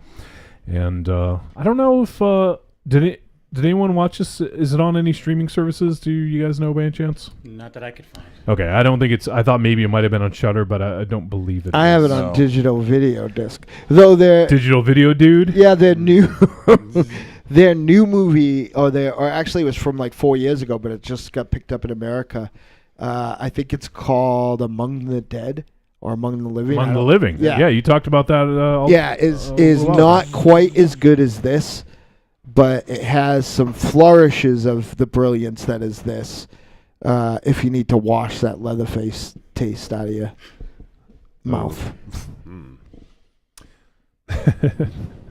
All right, well, now we're going to head to break. Thank you. Raven Chow is your favorite part of the show. Yes. We're going to take a quick 2-minute break. We're going to come back. And 2 we're gonna minutes. Talk. Can't even get downstairs in 2 minutes. All right, it might be 2 hours and 15 seconds, all right? 2 minutes and 15 seconds, not 2 hours. All right, so we'll be back in just a moment. We're going to talk about the remake from 2018. Do you love a scary story? Do you love to dance? The Big Scary Monster Haunts at Midnight is a collection of dark songs about sex, love, death, revenge, and the end of the world. Brought to you by the world's greatest monster hunting electroshock band, the Deadites.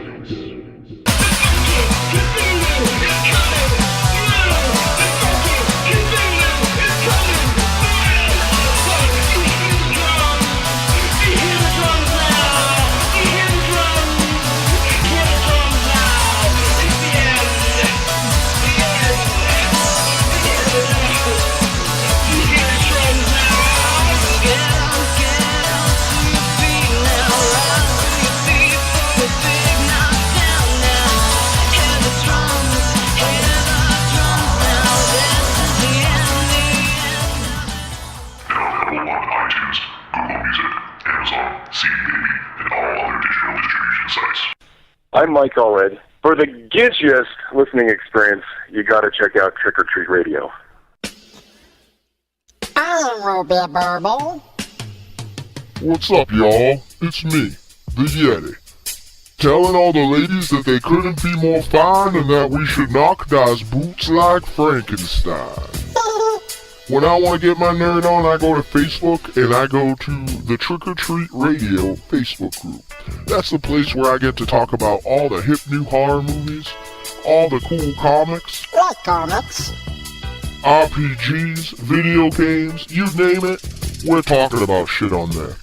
And you could not be any cooler if you were the coolest kid in school.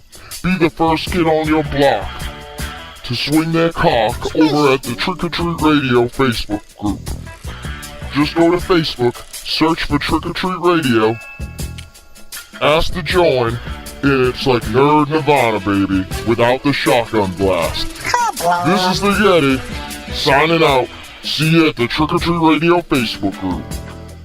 Follow us on Twitter at The Deadites, TheDeadites.com, and TrickOrTreatRadio.com.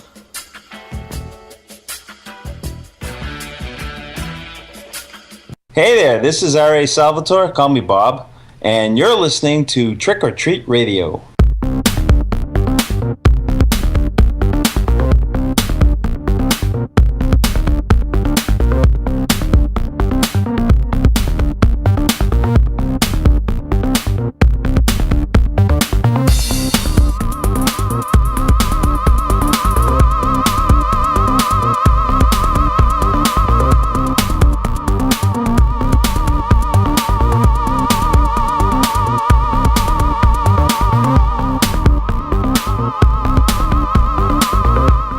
We're back with Trick or Treat Radio. I think someone kicked the camera. It looks like it's a little. Wasn't me. We did murder I'm not everyone suggesting. Yeah, we did murder everyone else though. Inside style. It took scissors to their belly and pulled out their babies. Exactly. Well, it's just the American Raven version. Shadow in the dick. It's the American version, then we didn't do that at all. And We just played nice with them and rubbed their hair. All right, I'll just cut the pool thing so you can get out. All right, so I'll get the setup here for the remake. Deja vu. Oh, it's not the remake. It's Beatrice Dolly. I think she looks good. I do too. And even in the remake, when they're like, "Oh, I'm her mother," I'm like, she's not believable to be the mom. I didn't think she looked old enough to be the mom. Well, I just looked her up, and she is 53. Oh wow! And This you was could 10 have years knocked ago. me over with a goddamn small gust of wind for her to be 53. That was also this was 10 years ago that the movie came out. So she No, I'm talking. You're talking about Laura Herring? Yeah. Oh, you okay.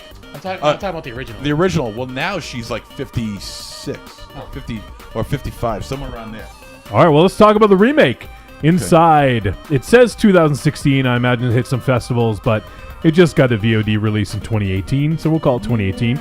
It is 89 minutes horror thriller. They added the thriller into the American version, apparently. And it was directed by Miguel Angel Vivas. And it was written by... Wame. Let's see. It lists the... Wame Balaguero and Alexandre Bustillo. Well, that's who it was originally based off of. Well, but those it was are the written. writers. It was written by Manu Diaz. No, that's the original script they're talking about in that. They get credit because they wrote the original. It was based off of. Okay. Yeah, based off. No, that's true. I'm just reading. Fuck it. Stop trying to defend yourself. So How dare you. the film stars Rachel Nichols, Laura Herring, Andrea Tivadar, Stanley Kopet, Martin Swan, and Craig Stevenson. And the synopsis is going to be very similar. A woman in her third trimester of pregnancy is stalked by a stranger who is obsessed with her unborn child. Is that the same? It just might be. Pretty much. I think it's the same. Almost. There's one of them is with a French accent. It didn't mention the death of the husband. Oh. That's the only difference. But so yes, we're talking about the remake now. Okay. And so this flick just hit VOD. So if you guys want to check it out, go ahead and do so. But I'll first say this: watch the fucking original. Yeah. And if you've seen the remake and you enjoy the remake, you're in for a treat if you watch the original. Yeah. So all right, so this flick here, just as I mentioned, just got a release, and I don't really know much about it. I didn't really research because I was a little bit too busy looking into the original, to be honest. So I didn't really research the remake too much. I don't know why they decided to do a remake of this.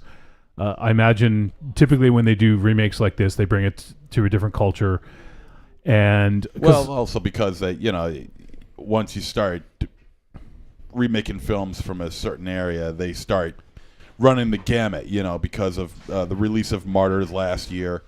Now it's Inside, and before that it was The Strangers. So I expect to see more of these to come out at some point. There's also a lot of Aries is out there who don't like to read subtitles. I don't think that. Your mic's not on, buddy. I don't think that Strangers is necessarily a remake of Ills. I think that they're. I think that they're based on. I think Strangers is the Ills, like Psycho is the Texas Chainsaw Massacre. The Ills have I think eyes? they're based on the same. I think they're based on the same, almost urban legend-y incident, but I don't think that they're like a remake or a loose remake. I always thought of it as a rather loose remake. But I don't think that's that. how I look at it. Well, that could be classified as a reimagining. Ooh. I think that they don't have that much. It's a very small genre, but I don't think that they have enough in common to. Well, if you're saying they're based off the same urban legend, it's a reimagining of that urban legend. Well, would you say that Texas Chainsaw Massacre is a reimagining of Psycho then? Silence of the Lambs. Silence of the Lambs, yeah. And Silence of the Lambs. They're all based off the same dude. In a loose definition kind of way. That's crazy talk. Now you're just trying to. You're drunk, Harry. Yeah. No more whiskey for this man. Oh, you can have some. Don't hit me. Okay. Yeah, and maybe I'm trying to pick a fight. All right, perfect. You'd win. Yeah. I always try to pick fights and no one bites. Well, that's not a fair fight. Yeah. I'm trying to make it fair. I'm trying to fight with words, and everyone just goes, "Yeah, no." Well, you have to be honest. Like you're not hiding your scheme very well. We're incredulous when you string more than 3 together. You're right. I'm picking a fight. I don't try to hide it. Yeah. If I'm picking a fight, I'm picking a fight. No one's picking a fight. Yeah. I'm picking a fight. Yeah, there's no Irish stereotypes. That's fine. Right off the bat, one of the things I didn't like was the opening. Fucking.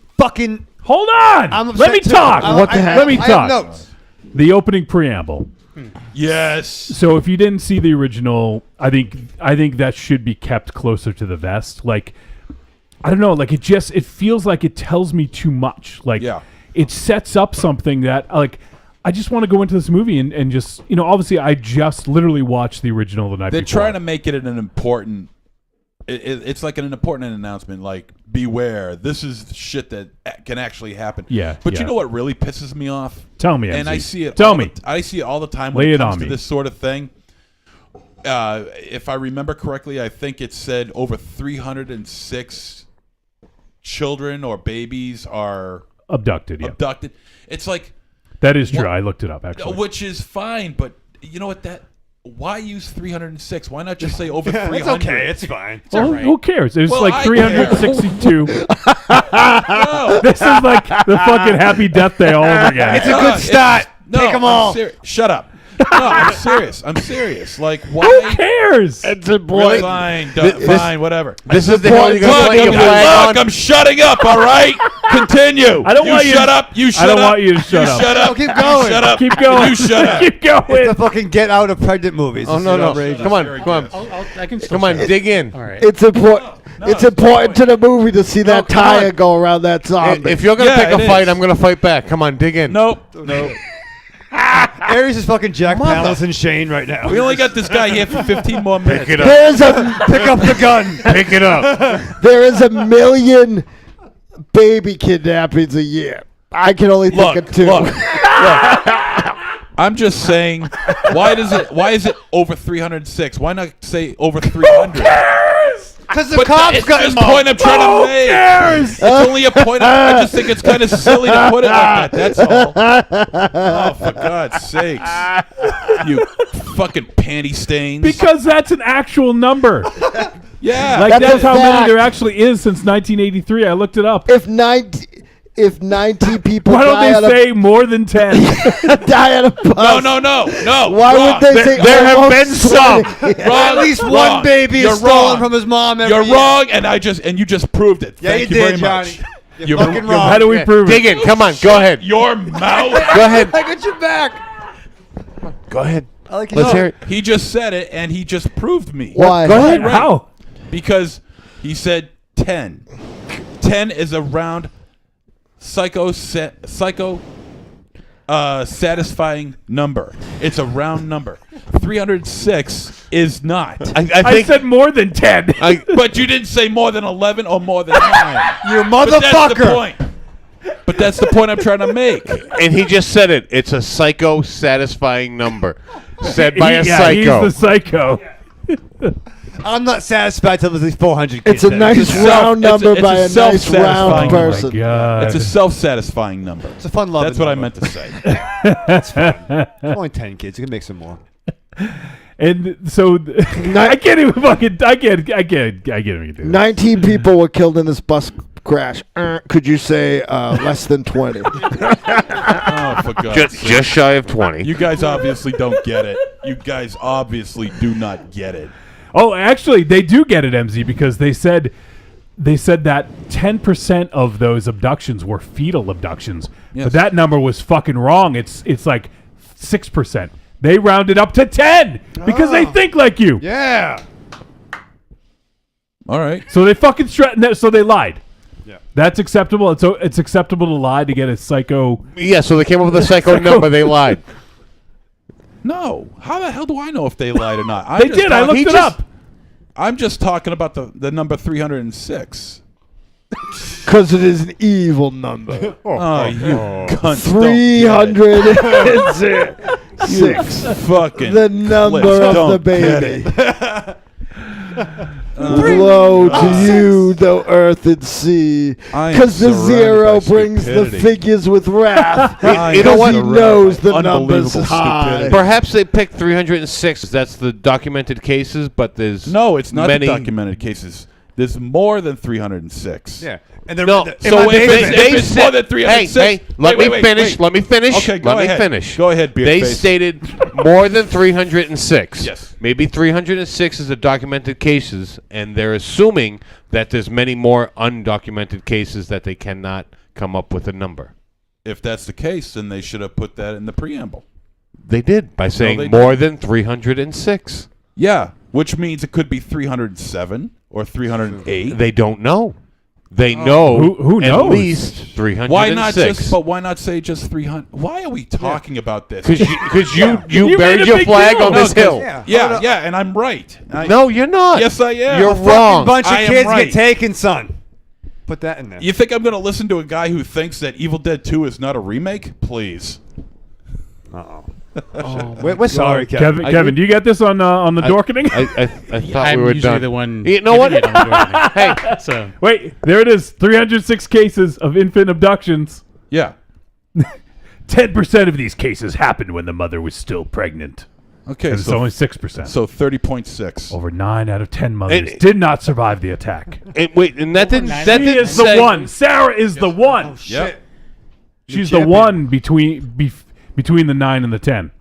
So that didn't say over 306. It said No, it said 306. 306. I did say Yeah. over 9 out of 10. Yeah. So isn't it over 9, 10? Shit, I'm confused. Is it 9/10? What's 9/10 of 306, Raven Kind of got Shadow? a point. So they That- picked that's 306 easy. because it was an exact number of the. Wait, it didn't say over 306? No, it says 306. Gave the Play it exact again. number. Play it again. Yeah. Play back the tape. Yeah. Okay, and while he's doing that, Kevin, let me get your opinion on this. Evil Dead 2. Yeah. Oh, it did say over. Look at that. Ah! Okay. I always kind of thought of it as a remake. You think of it as a remake? I always kind of did, yeah. I mean, I understand like people's argument when they're like, "Oh no, it's a continuation kind of thing," but I'm like, there's too much coverage of the original in it to not be a remake, in my opinion. Now look at this car flip. I mean, this is just It's fucking ridiculous. stupid. Yeah, this is fucking Bruckheimer. Fucking, I expect to see like a Transformer walk by. Like it's just so fucking. I'll tell you what. It's much more impactful in the original. I'll tell you what. This is they have too much budget for the story, so they were like, how can we spend it? Let's flip a car. I'll tell you what. If this was Michelle Rodriguez, Vin Diesel, and Jason Statham all driving into each other, they all fucking walk away from this. That's a fucking movie. Yeah. Put Jason Statham in a house. Statham. Jesus. Jason's. You'll butcher any name, won't you? Would Paul Walker walk away from this? Waka waka. Waka away. So already the padding of scenes and the tension is being removed. You know what I mean? Like they've already added in stuff from the jump. Well, see, that didn't need to be there. All right. Well, here's what I can't stand is, all right, now she's injured. She's recovering from the accident that she just went through. Her husband is dead. And here she is recovering, and she's got a hearing aid on. And that fucking killed it for me right there. Because it just goes to show that no matter how they try to amp up that terror by, hey, not only is she pregnant and she's going to have some crazy woman coming over here to cut the baby out of her stomach, we're going to give her a hearing impairment too. And just having that just killed any kind of tension that woman was going to create. I actually like the hearing aid aspect of it in the sequel because it explains away why a lot of the, someone banging on the door or some noise downstairs, why didn't she scream out? Why wouldn't she let her presence be known? Well, I understand why she didn't scream out, but I also liked the hearing aid thing. I'm glad they didn't do it too much because there's a movie named Hush that we almost reviewed.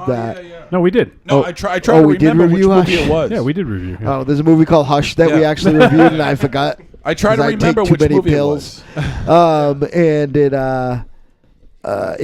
its best bit was that it did that. But what's funny about it, there were actually elements of small little flourishes of Hush that reminded me a little bit of Inside. And I actually...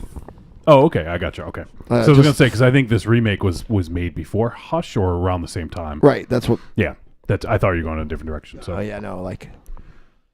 But no, I did like it, but I think that you could see in this film that one of its mission statements were to they made a list of stuff that didn't work for them and they tried to fix it. But then you did that thing that the original movie would have fucked itself up too.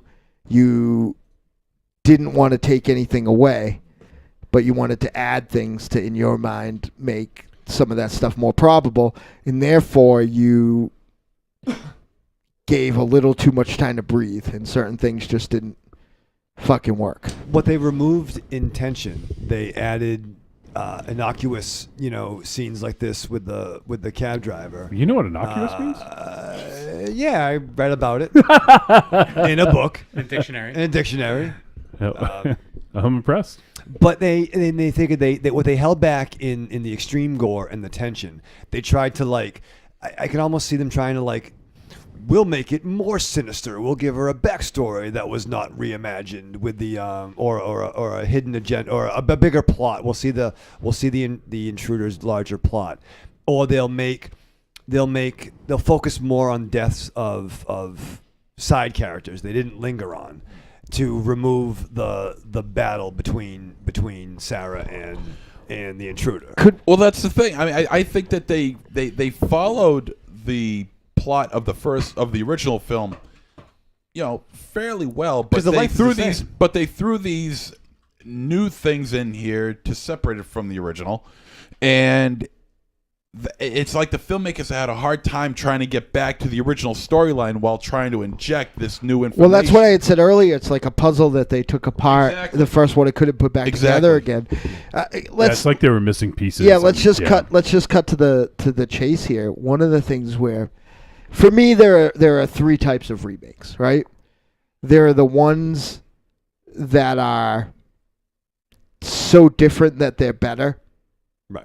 the most iconic ones being. It's funny we actually talked about some of them during the break. The most iconic ones being The Thing, and Evil Dead 2, if you want to put that, and The Fly, Maniac, and then there are ones that. Well, there are 4 actually, because then there are ones that the original film did have some flaws that could be improved upon, and maybe it's apples and oranges if you like them, like Maniac or like The Hills Have Eyes. Like, these are films that you love, but if you're being honest, there's some room for improvement. You know what I mean? There's terrible ones, like Nightmare on Elm Street, right? And then there's ones that are just so close to the original, and they're just like more American versions or whatever, that they're just fine. You know what I mean? They just don't. They usually come off like I think that Last House on the Left and actually like the Last House on the Left one. I know that this is probably blasphemous, but I actually like it better than the original Last House on the Left. I know a few people that feel that. Yeah, I think Last House on the Left. Though I appreciate that it's the first time that dude reinvented horror, but I just don't like it. But in the I Spit on Your Grave remake, which is just fine. There's nothing that's just fine. In this one, basically, to say it's fine is basically unnecessary. It means right. That's exactly what I mean. That's like actually like the Carrie. That's remake. actually Carrie. Right. That's actually probably a word that I've used for more time. Like, they didn't do enough different in it to make me feel like I needed it, but I didn't mind watching it. This film, up into a certain part, was one of the unnecessary ones. I wasn't too bored. I was interested to see they did everything that the first one did, even took some lines. And then there was a real change. And then the movie went completely off. Like, there was not only a real change, the movie went completely off the fucking rails. Oh my God. Like, never has there been like a jumping off point so obvious that I've seen in a while, in a remake specifically. Like, I remember thinking when shit spilled out of the house that this was ruining a lot of what made the other one unique, because they basically, like, one of the policemen said invasion. One of the policemen said this is a battleground or something like that, or like, a war zone. The claustrophobia is completely gone. And it brought the fact that you had this metaphor for the actual Paris riots happening in a suburban home where people thought they were immune to that carnage. You know what I mean? It was it was in the same way that I always try to say that I want, I like everything I do to be a dark image of its audience. The music I make, the show that I put on. I want the Deadite show to be the dark mirror of what's going on that floor there. I want the comics I write to be the uncomfortable version of the people who are reading them. And like, that film inside the original was an incredible allegory, an incredible, I guess metaphor might not be the right word, for the actual historic events that were one of the plot conceits for the film. Now you're taking it outside, and the suspension of belief is just fucking gone, because she could just fucking run her down. This is a pregnant woman with induced contractions. There is no fucking planet that limpy fat old me couldn't run this pregnant woman down. If I was fucking doing it chicken style with Monster Zero on my back. Chicken style? Yeah. It just was fucking dumb. And then they got in a fucking car. Oh my fucking God. And I'm going to say in another weird thing that this movie did, talk about a puzzle that they couldn't put back together again. This movie somehow went slower, right? But it got to the end. It got to, with doing all the same fucking things and adding things, right? It still got to the end part, the stuff that happened at the very end of the movie of the original, before it did in the original. And I was racking my brains about it for a day, to try to think that how did those fucking policemen show up 20 minutes before they did in the other movie without adding that much running time and adding and like having all that stuff be the same. Like they and adding more and adding a fucking cabbie exchange and adding a fucking present exchange. Yeah. And like all this fucking other shit that was just fucking brilliantly glanced over. Even they did a good job of the first time we see the cops in both movies. You did a really good job. Did a really good job, director, of the ambivalence of the cops when they first show up. You know, both first responders were didn't really give too much of a rat's. You'd think though, at least like she would say, "Oh yeah, she knows my husband's dead and knows my fucking name." At least that's kind of relevant information. That she I mean, she her didn't name's on the mention mailbox. in the original that they knew her name and they stated it was on the mailbox. Right. In the remake, they showed it on the mailbox before, and then the cops never even mentioned it. But it would have been helpful that, and she knew that my husband was dead though. That's That important. line probably would have been important, but that would have been important in both movies. Yeah. Because that would have switched it from we got a crazy pregnant woman who's paranoid to this might be something real. Right, and the fact that there was a broken glass in the first movie that once again the cops are pretty ambivalent to. Well, you got to think that in the first movie, that's something that it's hard for us to wrap our head around.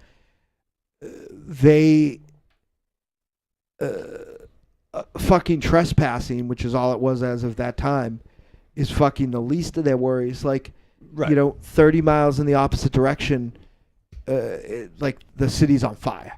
Fair. You know what I mean? So the fact that they had to go out there at all, showed two things. It showed that it showed classism, right?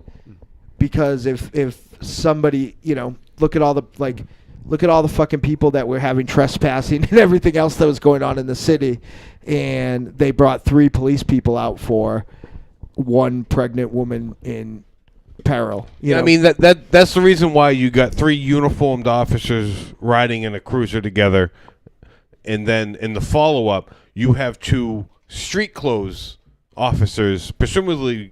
Yes, presumably. That's the word. Yeah. Detectives. Inevitable. Yeah. With someone in custody, Hey, which would never happen. No, I have a under question, normal actually. circumstances. Correct. They would never respond. Detectives and someone with custody would respond to a follow-up call. I caught something. I can't remember what movie it was. I think it was in the remake because I don't think it happened. But didn't in one of them they say, "We'll alert the watch"? In the remake, they say we'll alert the neighborhood watch. Okay. But which is that I had a problem with that statement because the neighborhood watch would have been who responded to the initial call. Right. I mean that's The Ben proper Stiller and Vince Vaughn, and we know they're not going to help. no. Well, that's I mean the proper thing they should have worded that as is that they're going off shift soon. They'll notify the next shift. Right. And that would have plausibly explained why there were 2 different officers responding to the house. Why? But another important thing, why that guy was in custody was because he was probably a Muslim, and they probably dragged him in they probably dragged him off the street, and they probably were being good enough policemen to help the white suburban lady on their way to go beat the shit out of this guy in the woods. What they were saying, he's like, if I was doing anything wrong, I wouldn't even carry my ID. Right. Like he was just arrested for being brown in Paris. Yeah. Well, what about Kevin? Kevin, what do you think? Well, I thought we were talking about the remake. We are. We're going back and forth. Yeah, we're all over the place on this podcast. Yeah, apparently. That's all right though. Wow. Because we know you got to get going. So. It's not. I mean, it's. I stated earlier, like before the guys came back, that the movie wasn't bad. I wish I watched them in a different order because I loved the original so much, but the remake, it's not a horrible movie. It is compared to the original. And right. if you've only seen the remake and you haven't seen the original, you won't know what you're missing. Yeah, you're doing yourself a disservice. And I think watching it, I watched the original on Sunday and the remake Yesterday, Tuesday, last night. And I definitely spent the first at least 25, 30 minutes judging it based on the original. Giving your judging face? Yeah. the Raven Shadow sneer. It's kind of hard not to when you watch them together. Succession. Totally, yeah. I actually watched him reverse this time. I watched the remake because I figured I wouldn't have, because my schedule all of a sudden changed drastically. Right. I figured that if I've seen the other one 9 times, even though it's been a while, and even though I would feel, I'd say so, I wouldn't front and say that I watched it, but I felt like I could probably, if I had to, I could still talk about the original without, and I'm glad because it opened all new doors and stimulated a lot of thought, but yeah. Okay. I can share. But, so I watched the remake first. Well, the thing is that pretty much everything I thought was great about the original was not in the American one. Right. Correct. Including the ending. Oh my God. Yeah. Oh, I hated the ending. Oh, so bad. That was so Americanized. Let Raven Shadow do his 450 here. A nice little upbeat ending. He's going to do a standing 450? Yeah. A nice little upbeat ending. He's going to do a double flip. It wasn't necessarily upbeat, I don't think. And nothing more upbeat than the yeah. You can only go when you grade it on a curve. That was upbeat. Yeah, this was just fucking My Fisher Price, My First Home Invasion compared to right. To I think that it was actually. I think this ending, while not as good, and certainly the symbolism was asininely heavy-handed. I think that it had a different point of view, and I think that it.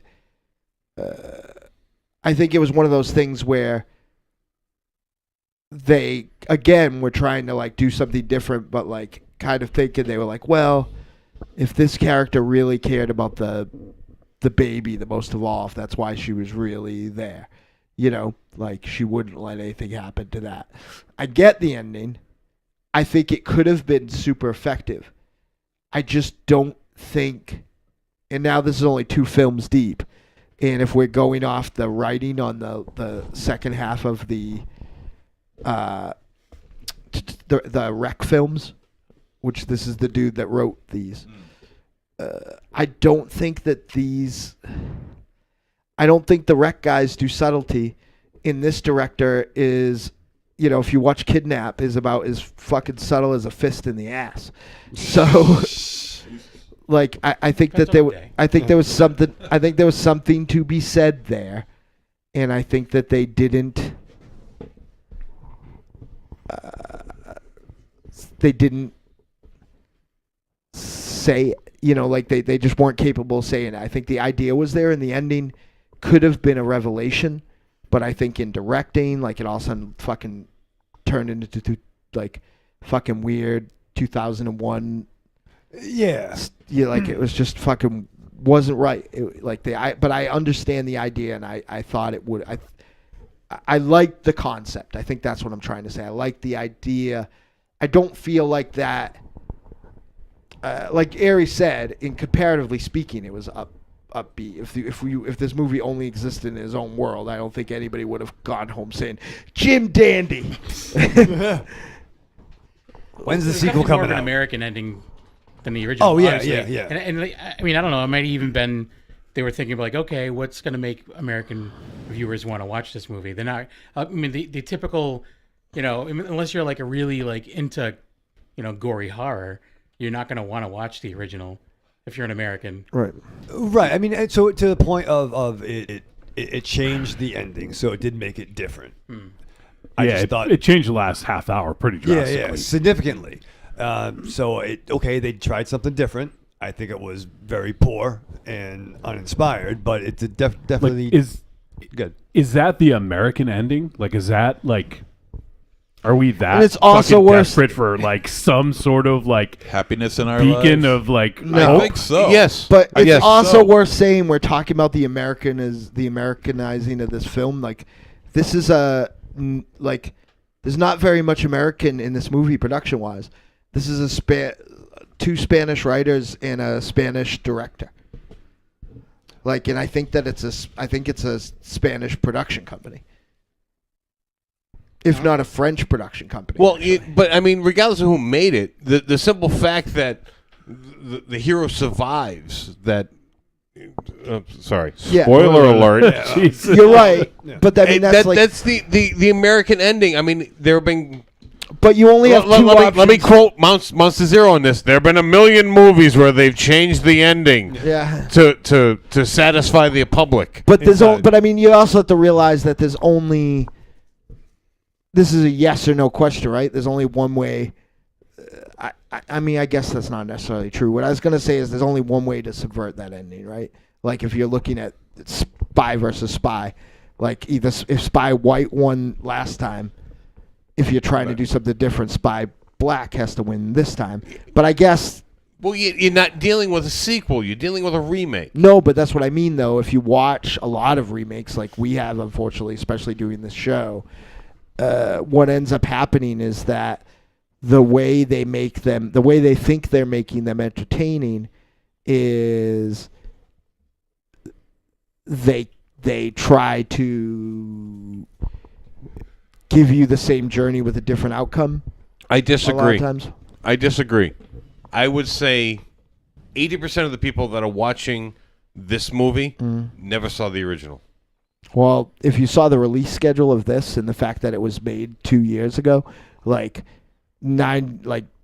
are 90% of the people that watch. Well, I mean, I'm sure that. I mean, there are people that. You know what? To be perfectly honest with you, if it wasn't for this podcast, I would not have watched that original movie. Agreed. French subtitles, and never heard of it before I was told to watch it. And I'm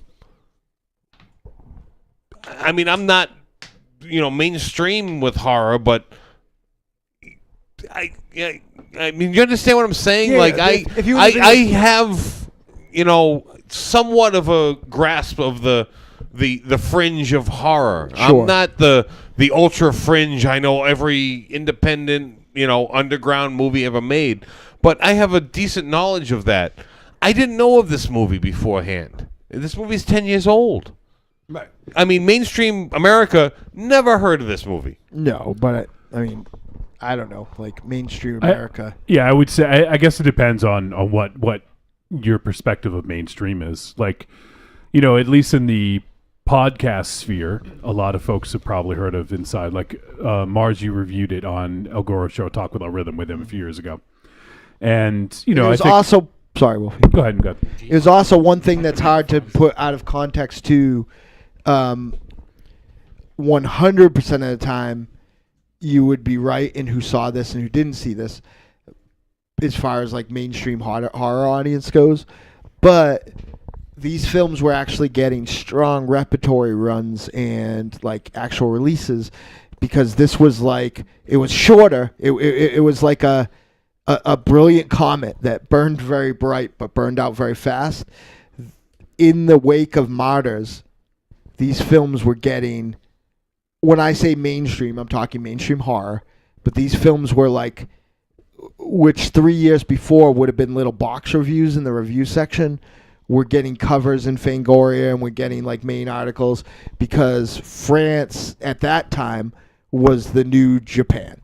And as far Did as you say nude Japan? Yeah, it was nudie Japan. So I think, yeah. It's like the Spice Network, right? It can't show, when that baby was born, it couldn't show any pubic hair. But you can totally show assholes though. Yeah, There's no I know. Right. Peeing on people. Right? So I think that probably, now I bet you no one has seen, or very few people have seen, their newest movie, which is very good too. And a lot of people probably saw Leatherface.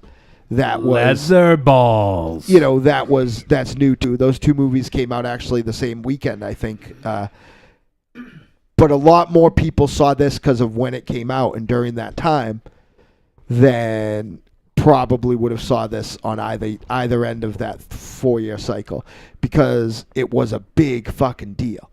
Like High Tension came out. High Tension is probably one of those first movies that was supposed to be slated to just come out like a DVD release. Is that what they were called then? Before it was like a VOD release, and came out in theaters because it got such a big buzz. It got like a wider release. I don't think Inside wasn't playing in multiplexes, but Inside was definitely a movie that got like a bigger theatrical run than it would have getting dumped on. I think it eventually got picked up by what was it? What was the extreme? Dimension. Dimension Extreme. Oh, okay. Yeah, you're right. Yeah. So it was, and again, Dimension Extreme was high-end direct-to-video, which meant that this was like taking up a lot of shelves in late Blockbuster. They were the same people that put out Romero's last 2 zombie movies. They put out something else like kind of big. They had like a little Tory mini festival, like After Dark Film Festival. So this did have quite a, again, 4 years before this cycle, or a year before this cycle, or other year before the cycle, you'd be 100% right. But Frontiers also got picked up by them. That was the other people. Yeah. I mean, I may be speaking out of my ass because I'm talking of knowledge from, pre-internet days of, when I was trying to discover new and unique movies that no one ever knew about. That when I was younger, like I was the only one that read Fangoria. Sure. I didn't know anyone else that read that magazine. Nope. You're from Millbury. You probably didn't know. Yeah, I knew that shot was coming. Mother. God damn you! But you also wouldn't have, and neither would I probably have picked this out from the video store back in the day. If this was the, you know what I mean? The cover is really cool. The cover of the original movie is very unique. I probably would have grabbed that cover, VHS. At least picked it up, and once I saw subtitles, would have put it down. I'll be perfectly honest with you. I am not going to bullshit our listeners. I absolutely hate subtitles. That's a big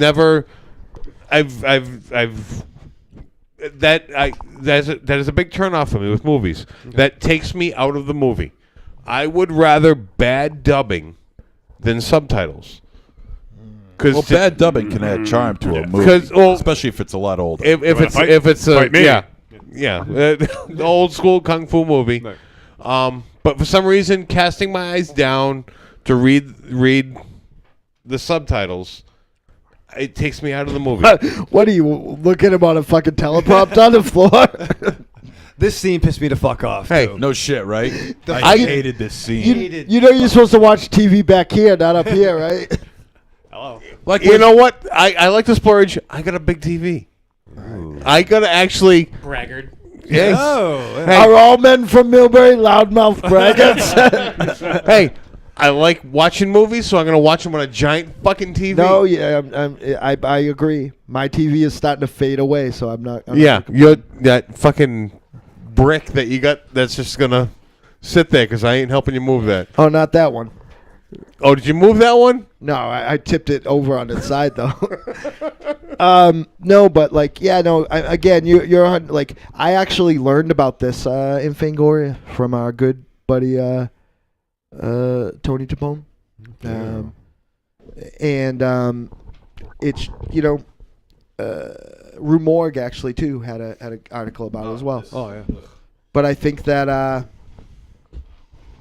this was the hotness, this stuff bothers you. in this like a fucking you could put out like a Criterion box set of this era with like a lot of cool political subtext because there was also like. Stuff on the fringe of it, like I mentioned The Nest before, and Irreversible is not by any stretch of the imagination necessarily a horror movie, but came out in the same era. And as far as kind of crime movies go, I guess I don't even know what to put Irreversible as. Is dark and violent, and you have High Tension, which was predated this stuff by like a few years, but it made it. In the same way The Ring made like a whole new fucking run of Japanese horror, High Tension made all these great French movies. And then there was Martyrs, and they kept getting more and more and more and more. And they were made by these young filmmakers. And so this was like, in if you liked horror, you were probably searching out this stuff in the era. Is my point. Because I mean, I'll be honest. Like in the Fangoria era, I didn't necessarily. Because I didn't like the Japanese horror, so I wasn't the first one to jump on these trends. But I went and saw High Tension in a theater. And despite the fact I'm publicly known my displeasure at the end of that movie, when this French Revolution, is it a proper name to it, Wolfie or Kevin? Like French Extremity Revolution? The new French Extremity movement. Yeah. When that happened... Or extremism. They both were valid. It's a lot of words. I tracked him down. And I know a lot of other people did. But not everybody. I mean, it's very telling that, again, the flip side of it, I think it's 50-50 probably. Because if you look at, the most... If you could make an argument, Aries, that the most hardcore horror people are maybe in this room right now, right? Which I think that might be a fair argument. 2 of them hadn't seen it. And 2 of them have seen it almost double-digit amount of times. So... that's... Yeah. You know what? I mean, I saw this movie. I like this movie. This one or the last one? The first one or the original? The original. Yeah. The original. I saw both of them. Yeah. But speaking on the original, I saw it. I liked it. I have absolutely zero desire to watch that movie again. Well, it took me a while to watch it too. It's not the kind of movie you're like. Yeah, well, that's like, let's start it again. Like that's party flick. Come on, guys, come on over. I actually dreaded to put on the remake. Like I was like, I really don't want to sit through that again. Like I am drained. It didn't really happen. I'm emotionally drained. I don't want to sit through that again. The only reason I put it on was like, okay, it's the American version. It's probably a little bit toned down, and I could probably get through it. And you know what? I was right. Right. Raven Shadow's like, oh my lord, that's 2 pregnant movies. Seriously. That's 2 people are getting laid. Raven Shadow, are you going to watch this on Samurai Night? This would not qualify. Although I was telling, we did have some company over the weekend, and I showed some people Gunwoman for the first time. Yep. And I forgot, not everyone really enjoys the level of gore in that film, but they stuck through it. But it was funny, talking about gore, and I know we keep flipping back and forth to the original. What's the point of the this remake show? I guess this one. Whereas I'm not a body gore guy like we saw in these flicks. Gunwoman for some reason spoke to me. Oh, because she's naked. Well, but no. See, I don't like. You don't like naked? No, I love naked. It's not me. It's yeah. No. I enjoy the nude form. The nude form. The nude form. By the way, we're gonna wrap this up. We're all right. I don't like it soiled. I like glistening hard bodies trick. I didn't ask for your verdict, you asshole. We should have rushed it up. What? Huh? What? He's rushing me. He's not Russian. Russian hands or Roman fingers? Give me a back rub later on. The one thing I do want to get out before we go to the verdict, I know we've kept Kevin longer than we anticipated. It is what it is. I'm all right with it.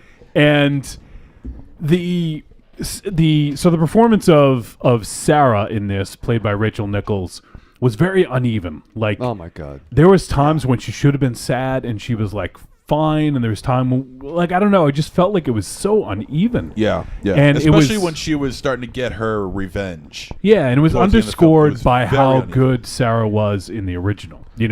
Like, just because you have a point of comparison makes it obviously a much different experience. But I don't know, I just don't. Rachel Nichols in this just wasn't doing it for me. I agree. I mean, there's some shit that's hard, right? How do you act that you killed your mother?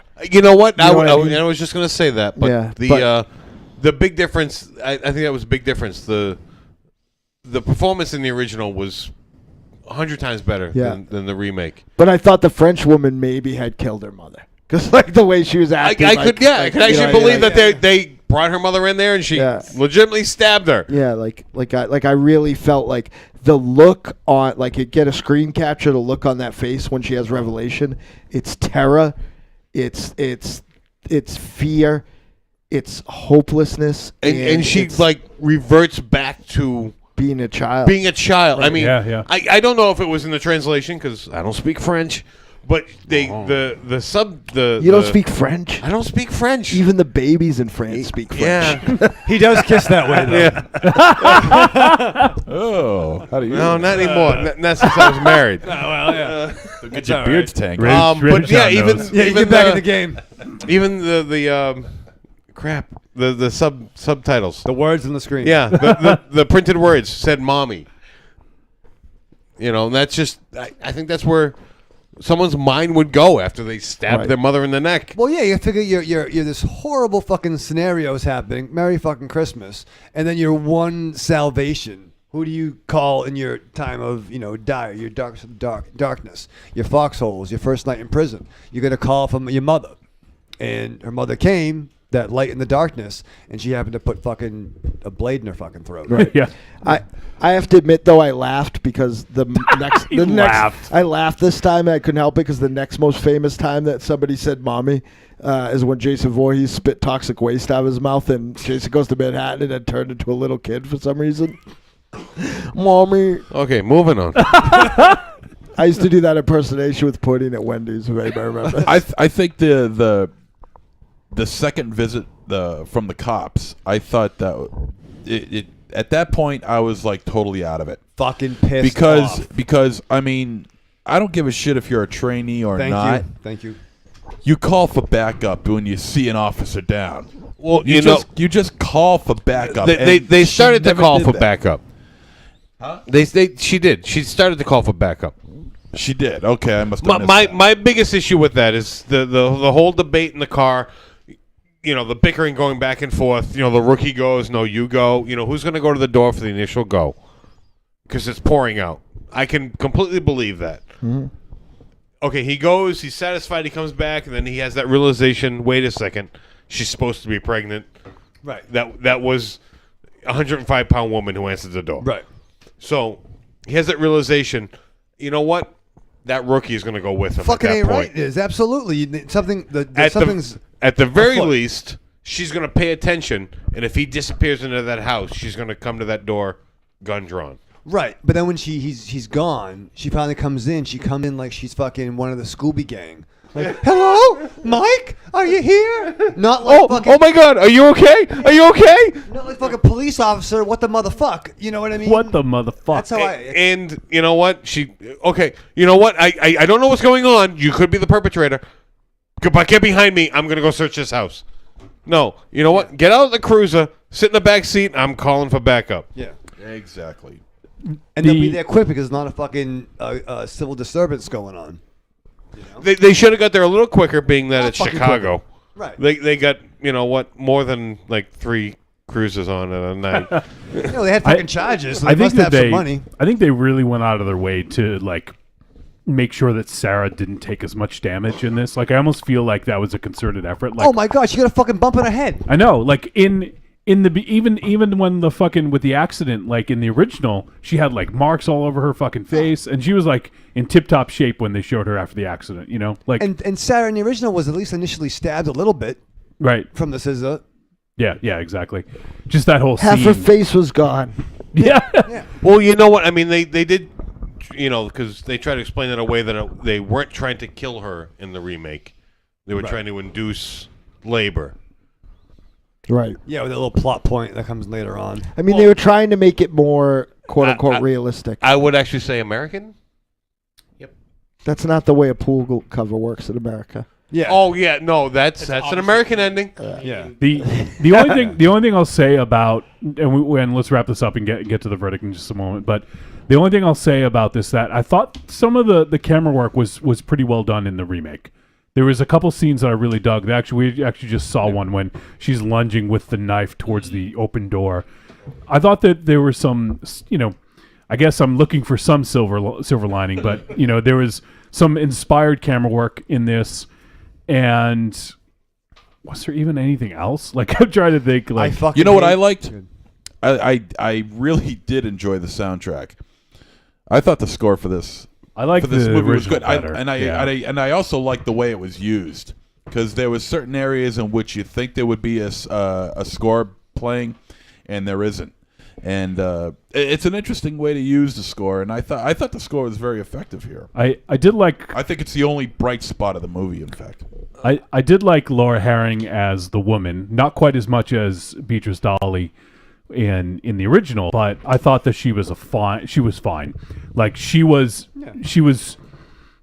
like better than Beatrice Daly, but she wasn't like too much worse. I thought she was okay, but I just thought that Rachel Nichols just didn't. I'm not saying she's a bad actress, but she just didn't sell me on this part, you know.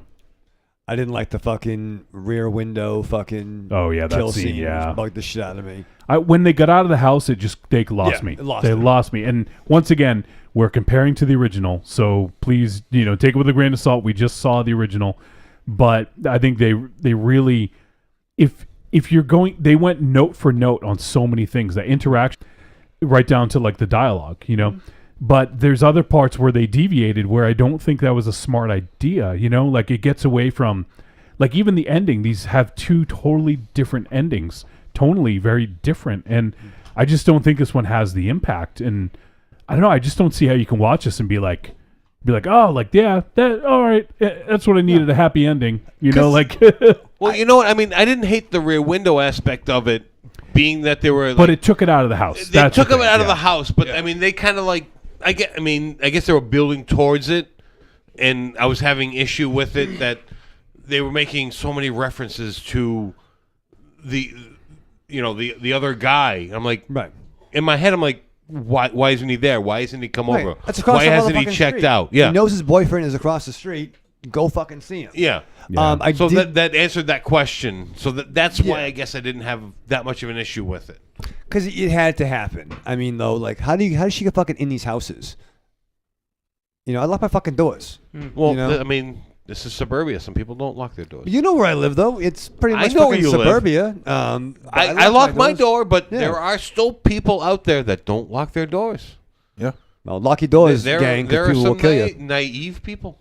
The only thing I liked about this movie was I liked when the dude died and she showed him the phone. Yeah, I like that as well. That was kind of fuck you. That would suck a lot. Yeah. You know what? That was more along the lines of the cat in the original. It showed just how twisted she was. Unhinged, Interesting. Yeah, that was very intentional, holding the nose and. Oh yeah, killing him and holding the phone, saying, "Here's your boyfriend, husband, trying to call you, trying to connect with you." And it's the last thing you'll see, and you won't see him again. Someone mentioned liking the hearing aid. I think it was you, Aries. There was parts about it I liked and parts that I didn't. I just thought it was used too much as like a crutch to rely on for tension, and it didn't even have like a quarter of the tension of the original. It had no bearing on the film at all whatsoever, really. Well, it was just that whole thing where she couldn't hear. It tried to fill in some, like, I could see someone seeing the original and being like, oh, well, how come she couldn't hear and blah, blah, blah. And like, it almost feels like someone correcting a problem that wasn't really there, They tried too hard to fill minor plot holes in the original. Yes, which you didn't need to and do. it just way too complex. A lot of aspects of it. The hearing aid thing, as I said, I didn't mind that, but there were many more things that just there were small little, you could almost overlook them in the original, and they were like, well, let's correct that, and it just created this whole elaborate, nonsense. Yeah, nonsense going on in the remake. All right, we need to wrap this up. We have, looks like Leanna's back. I think she left because the stream was shitty for a little bit. But she is back, and... Welcome back. Welcome back. And Corny's taken off. Good night, Corny. And Leanna said The Ring's pretty good, talking about remakes. Yes. And one other thing, the cop was fucking dumb in this. I could not stand the cop in this one. I didn't like the cops in either, really. But the female cop, right? Every cop. Every cop in both the female movies. cop. She's like, let's go upstairs. Why would you go? Yeah. not to the car. Yeah, you go upstairs. Why don't you go to the fucking car and bring her in the car? And then she goes, I'm going to go outside and call. Right. They have Motherfucker. walkie-talkies on their gear, right? Yeah. It's 2017. She's like, I'm going to go call. I'm going to go check the house. And she's like bleeding and like, clearly there's something going on. I just could not get by how fucking dumb she's the fucking cops were. pregnant. She knew that the Right. pregnant person lived there. Yeah. Take her the fuck out. Yeah, because she was the one who blew the whistle. So to I'm speak. glad those cops died. They suck. Even if she thought she was the one responsible for this, put her in the back of the cruiser. Cuff her and stuff her. Yeah. And once she's in the back of the cruiser, she can do no more harm to anyone. And one last thing, did I miss something, or did she just randomly end up in the woman's house? Yeah, because she was in the car. They drove for like 10 minutes, and then I didn't get that.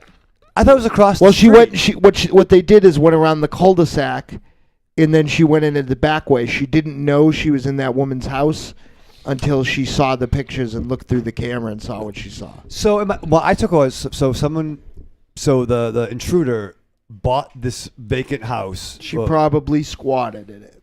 There's a lot of gear, and there's a whole fucking child's room set up. Well, you saw people like leaving it, like just probably leaving it. That was all from one night?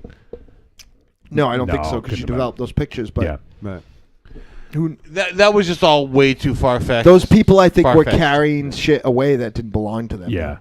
It was also, I think the film works so much better when Sarah is because she almost finds out for herself who the woman is. Right. And it's so much more impactful when in the original.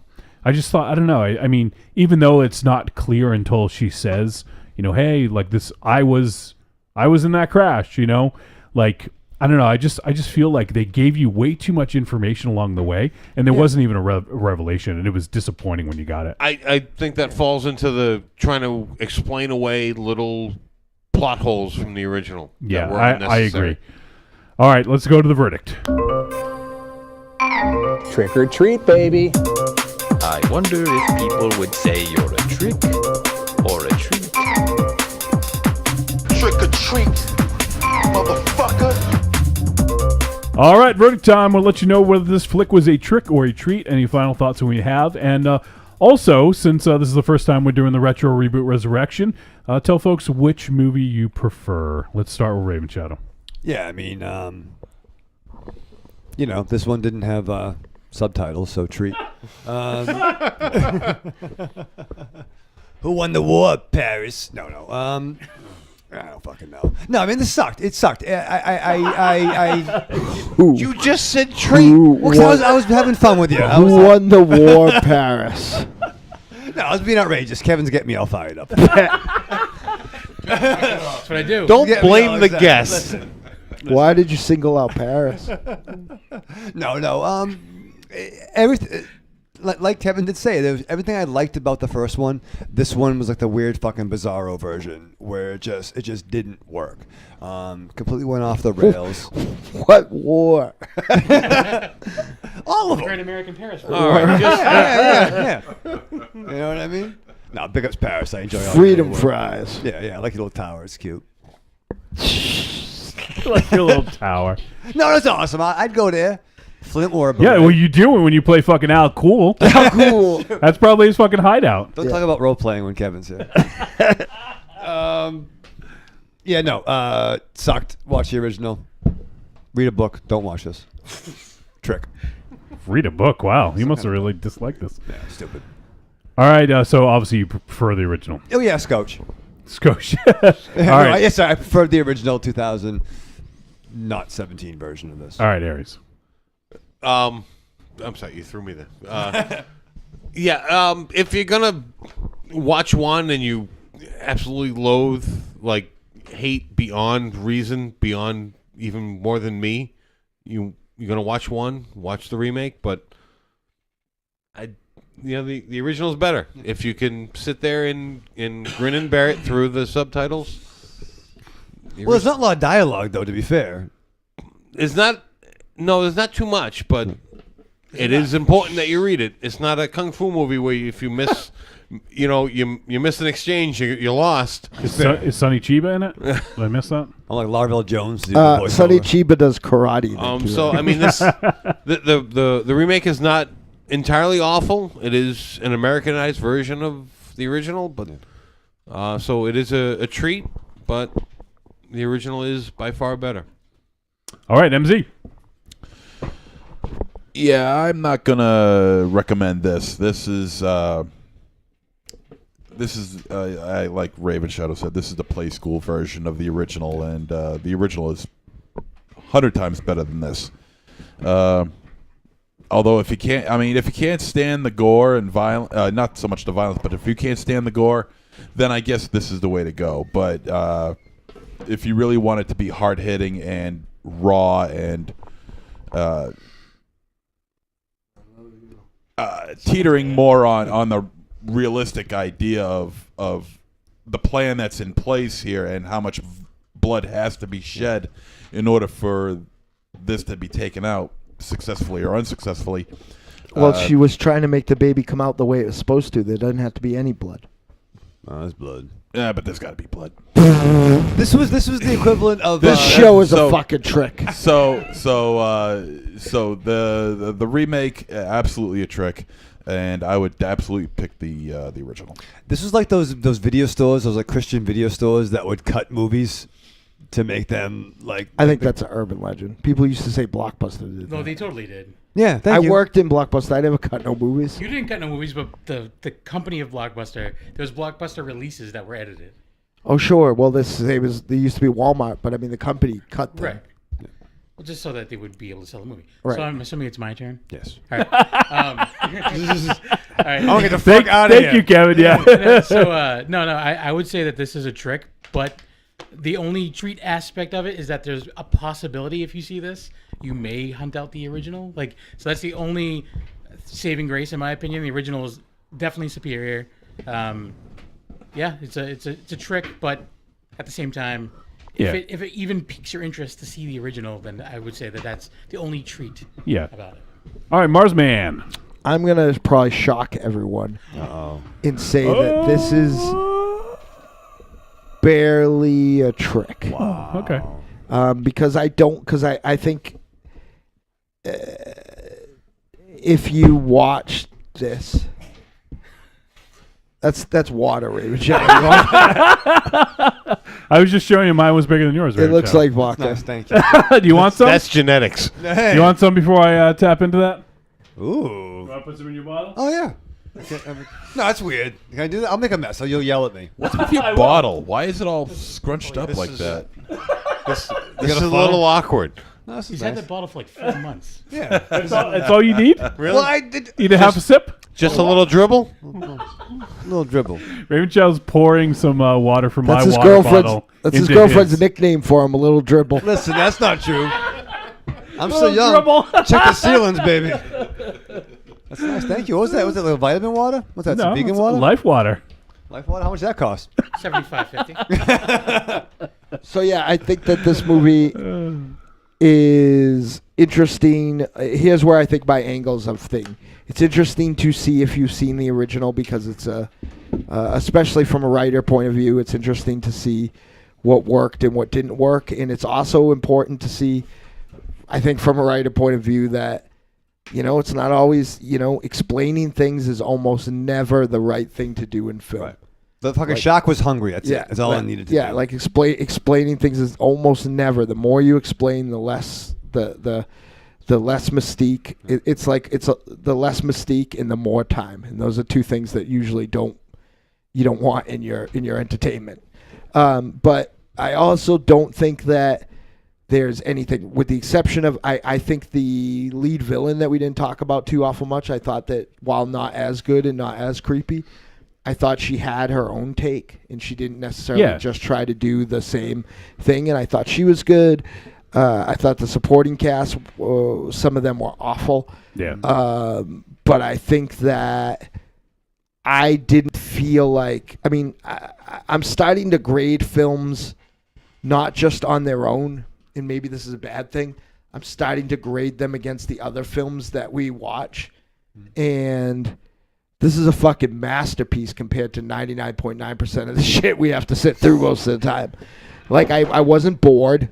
Though it certainly felt longer than the original, I didn't feel like I had wasted my time. Like it was done. I was like, And that's kind of how I feel about So this is barely a trick. It's not good, you know. For those of you who are just listening for the first time, maybe because you knew Kevin was on, we have treat, tepid treat, trick. No, well then we have barely a trick and then trick. I'm confused. All right, we got two things and then whatever anyone wants to throw in front of the words. We always say the same words though. I have an uncanny trick. All right, mine is a trick, and although this wasn't nearly as terrible as I was expecting, and if I hadn't seen the original, I might have actually enjoyed this a bit more. However, after just seeing the original a day prior, this movie pales in comparison to the original. It's a shadow of what the other film did. And I do think there were some inspired shots, like I had mentioned earlier. I did like Laura Harring in this role. And, you know, the camera work I thought was somewhat inspired at times. And while the film hits most of the beats of the original, it just doesn't have the emotional impact, doesn't have the dread, doesn't have the horror of the original. So if you have seen the original, you're probably going to want to skip this. If you have an unnatural hatred of subtitles, like some people, but you'd like to see the movie, well, first of all, read some fucking subtitles and suffer. There's really no need to see this over the original. If you want to be an inside completionist, go for it. But this doesn't offer anything, that even compares with the original. It's not a terrible film, but just when you compare the two, it just there's no comparison at all. And I hated the ending of this compared to the original. I went back and rewatched the ending of the original because I'm like, did I miss something? Like, did I fall asleep or something? She bled out all over the fucking stairs. That was pretty hardcore. That movie, talk about your nihilistic endings. That is a fucking downer of a movie. And this one, while it wasn't upbeat, it's oh well, she's okay. I don't know. I understand why they took that direction, but I just don't like it. Yeah. I think if you're gonna fucking remake it, go all the way. So she should deal with the fact that she killed her mom. Yeah, exactly. They did so many other things. So yeah. All right. So that is it for the review. So we completed our first Retro Reboot Resurrection, and it's unanimous. The original wins out in every aspect in this case. So if you guys haven't seen the original Inside from 2007, go seek it out. You are gonna dig it, hopefully. Especially if you like gore. It's pretty fucking bloody, pretty dread filled, and pretty stressful, intense. So go check it out. All right, so we're gonna head to a quick break.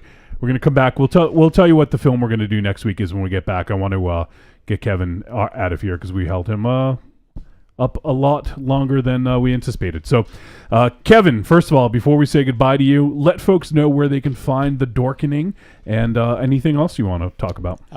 So the Dorkening.com. We have on our Facebook as well. We do 3 live shows a week generally. You guys are fucking crazy. Yeah. Well, but in our defense, they're only an hour long. So okay, so we essentially do. I Gotcha. We do a regular just the Dorkening show on Sundays, which is just open discussion about stuff, and then Tuesday nights at 9 p.m. is the Wicked Horror Show, and that's a live show with special guests. We have a lot of really cool guests that have come on recently, and we've lucked out on a lot. And open chat room on that as well. It's live on Facebook, YouTube, Twitch, and Periscope. And then every other Thursday, they're doing the Ultimate Video Game Show. And if you go to thedorkening.com, we've started our own podcast network. We have another show on there called Secret Underground Hideout. That's really good. And one called Apocalypse Now with a question mark. And that's good as well. So yeah, go check that stuff out. And cool. We have like I said, large back catalog. We've had a lot of really cool guests. We just had Kane Hodder on a couple weeks ago. Nice. We had Dee Wallace on and Sid Haig. So it was it's fun. Get to ask questions in the chat room. Yeah. So if you guys just go to thedorkening.com, you can find everything on there right there.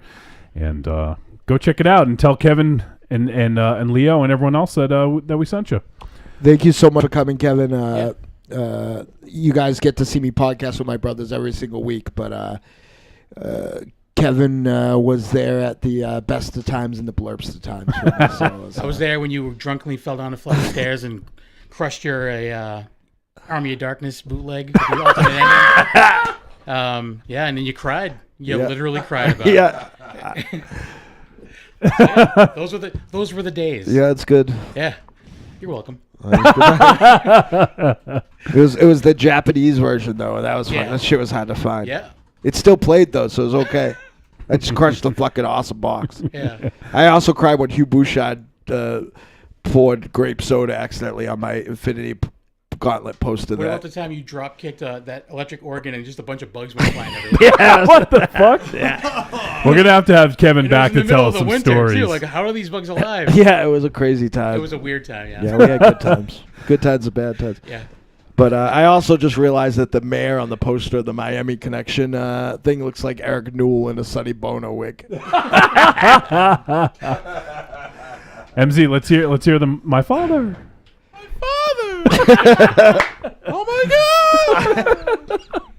All right, I'm going. You're going too, Mars? Yeah. Okay.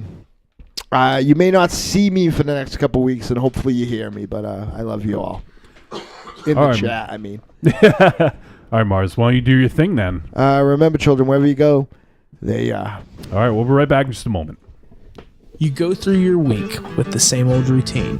What you really want is some blood and thunder in your life. Well, friend, you found it. The Cromcast is an adventurous journey through the history of two-fisted pulp stories. With your hosts, John, Josh, and Luke. We have action, horror, and adventure, all through the lens of pulp luminary Robert E. Howard.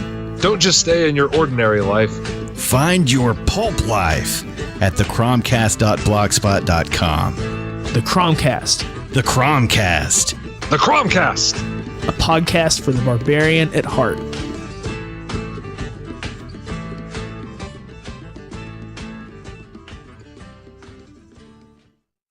Oh, delicious nerds. Ms. M knows you like to chat it up with other sexy shut-ins about comics, movies, video games, and your favorite TV shows.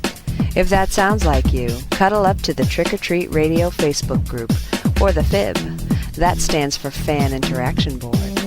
Just go to Facebook and search for Trick or Treat Radio and have more fun than a Jedi at a lightsaber sale. Not enough? Watch us on YouTube, The Deadites TV, all one word.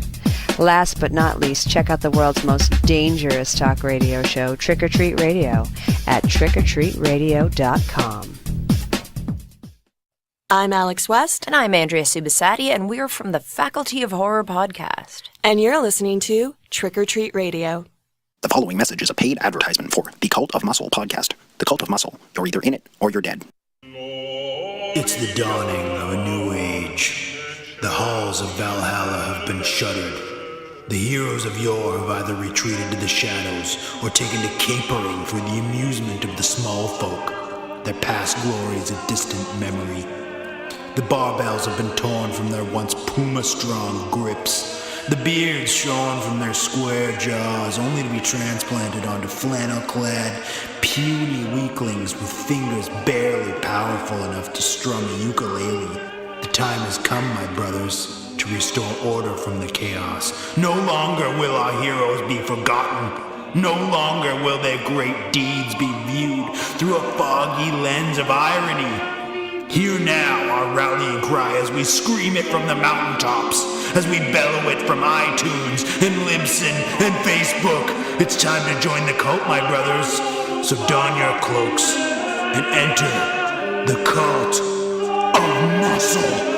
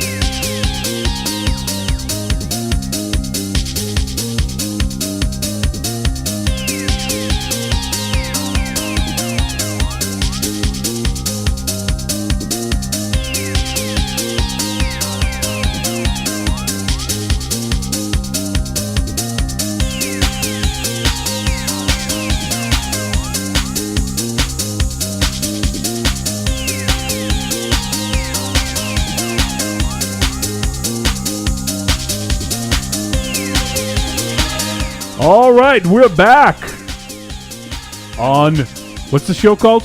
I forget. Trick or Treat Radio. That's right. And we're all alone. It's just you and I. Yep. You want to get in a fight? Just the way you always wanted it to be. It's not true.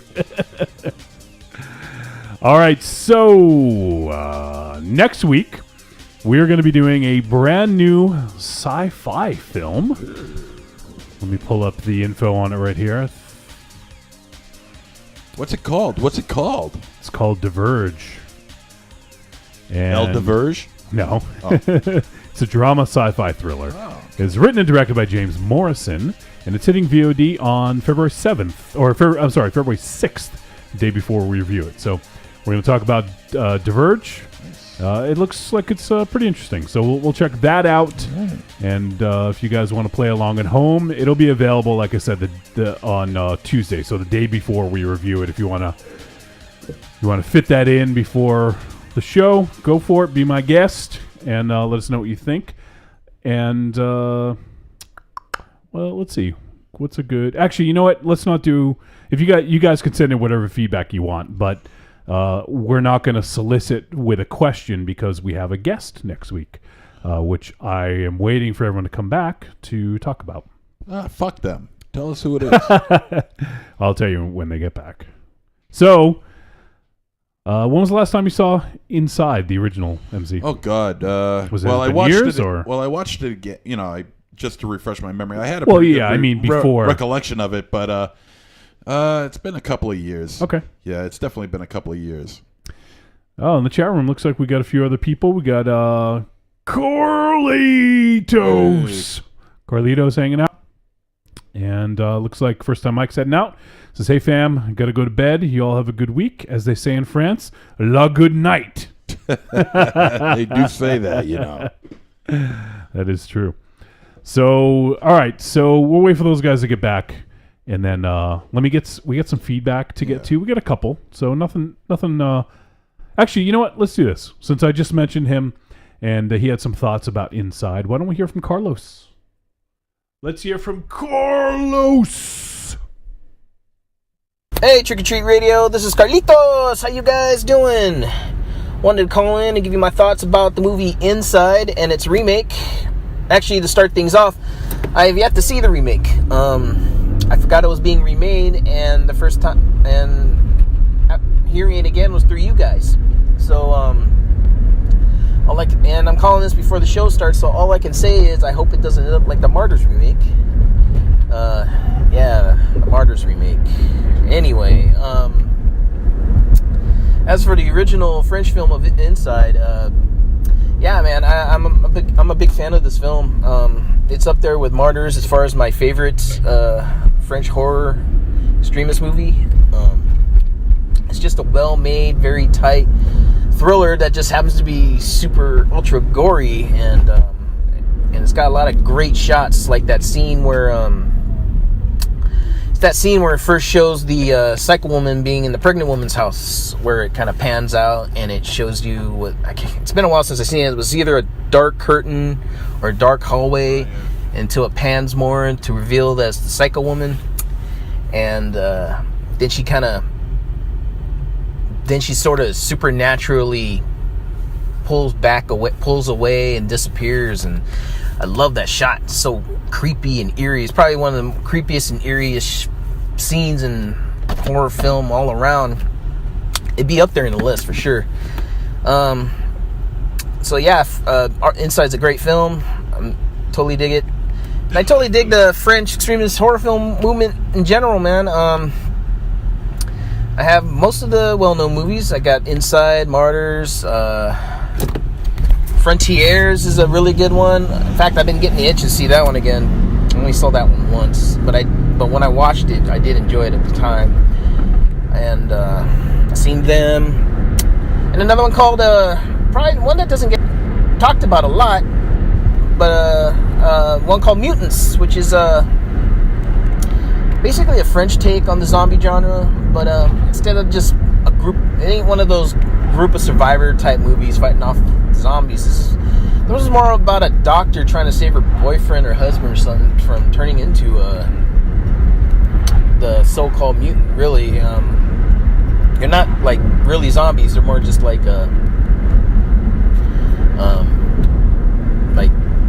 I don't know, mutants, bald, almost bald, toothy mutant zombie things. Okay, Crazy there you go. fuckers. But anyway, yeah, that's it. I hope I didn't take too much of your time.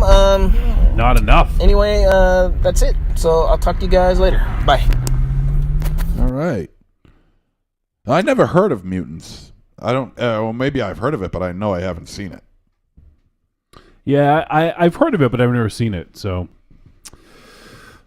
all right. Well, Carlos, thanks, man. Thanks for calling in. That's what you were fucking down there for like 10 minutes, Raven. Yeah. What do you expect? Smoking.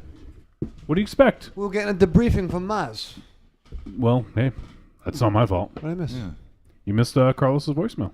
Sorry, Carlos. I'll listen to it at home. We did get a Raven J. I haven't put it up yet, though. And it is Raven Shadow at the convenience store. And he says, how much for that life water, partner? I'm not quite sure what else is going on. I'm not quite sure who the other is guy that. Is that you, MZ? No? No. Is that Eddie Munster? I don't know. Working at the... I don't know who that's supposed to be. Good Lord, that's a lot of money. Good Lord, that's a lot of money. Who's that dude? That's fucking awesome. It's funny. I just wish I knew who the other guy was. It's fucking. That's expensive. That's what, $7? No. For that bottle? Like $1.79 maybe? No. You know what I didn't mention about That's great, the fights between the two leads in the films that we reviewed. I'll fight you right now. Is that they never... I'll fight you in the street. It never resorted to, like, bitchy name calling, you know? It was very subdued in that in that way. Oh, it's Chris Rock. Oh, shit. It's Chris Rock. How much for McNugget? Robitussin. Good Lord, that's a lot of money. Can you break 100? I see it. Oh, that's shit. great. That's my next tattoo. Yeah, it is. They were rather subdued in that in that area when it comes to the arguments and the fights that those two had, the violent fights that both pairs had. It didn't resort to any kind of world star hip hop name calling, you know? Jesus. Break yourself, fool. What the fuck did I just walk into? Hip hop? We're talking hip hop? No. You don't know what World Star is, so. Wow. I'm guessing, right? World Star? World Star Hip Hop? No. It's a website. Okay. What? Raven Chow, you'll have fucking hours of enjoyment. Go there. World Star Hip Hop. Yeah. World Star Hip Hop. Oh, I'm glad we have a representative from the hip hop community here. Okay. I'm back. I'm here to save the show. Let's go. Thank you. Wow. You guys missed Carlos's voicemail. He is despondent right now. We're sorry, Carlos. It's all Johnny's fault. He talked about mutants. I'm sure he didn't talk about me, so I don't care. Mutants? Well, he talked about mutants, so he must have. Like X-Men mutants or like... movie. No. You ever see it? Oh, the movie Mutants? Yeah, the movie Mutants. I don't know. Is this fucking subtitles? Do you want it to? I don't know. It's it's French from 2009. Oh. See? Oh, yeah. See the cover? You've seen that? Well, I see the cover now. No. Not really. You don't recognize it? No. It's a weird movie. No. That one slipped by me. Unless I it would be the first thing. Unless I saw it under different art. I don't know. La Mutants. All right, so in addition to watching the movie next week, you guys missed the movie too. We're going to talk about a movie called Diverge. It's a sci-fi thriller. So we're going to be checking that out. And also, we will have a guest in studio. And the guest in studio sent presents. I love this guest. Ooh. So, all right, let's here, you all close your eyes. Okay, how about that? Everyone close their eyes. It's a fun game. You feel something wet on your mouth. Oh, God damn it. Put your hands out, all of you. That's not what I wanted. That's not what I wanted. Don't open your eyes yet. All right. Ooh. Oh, yeah, shut up, play. Yeah. Aries' fucking eyes are open. Oh, yeah. Give me those back. They've been wide open the whole fucking We're time. not doing You it. can't have. You We're fucked up not everybody. doing it. I don't play games.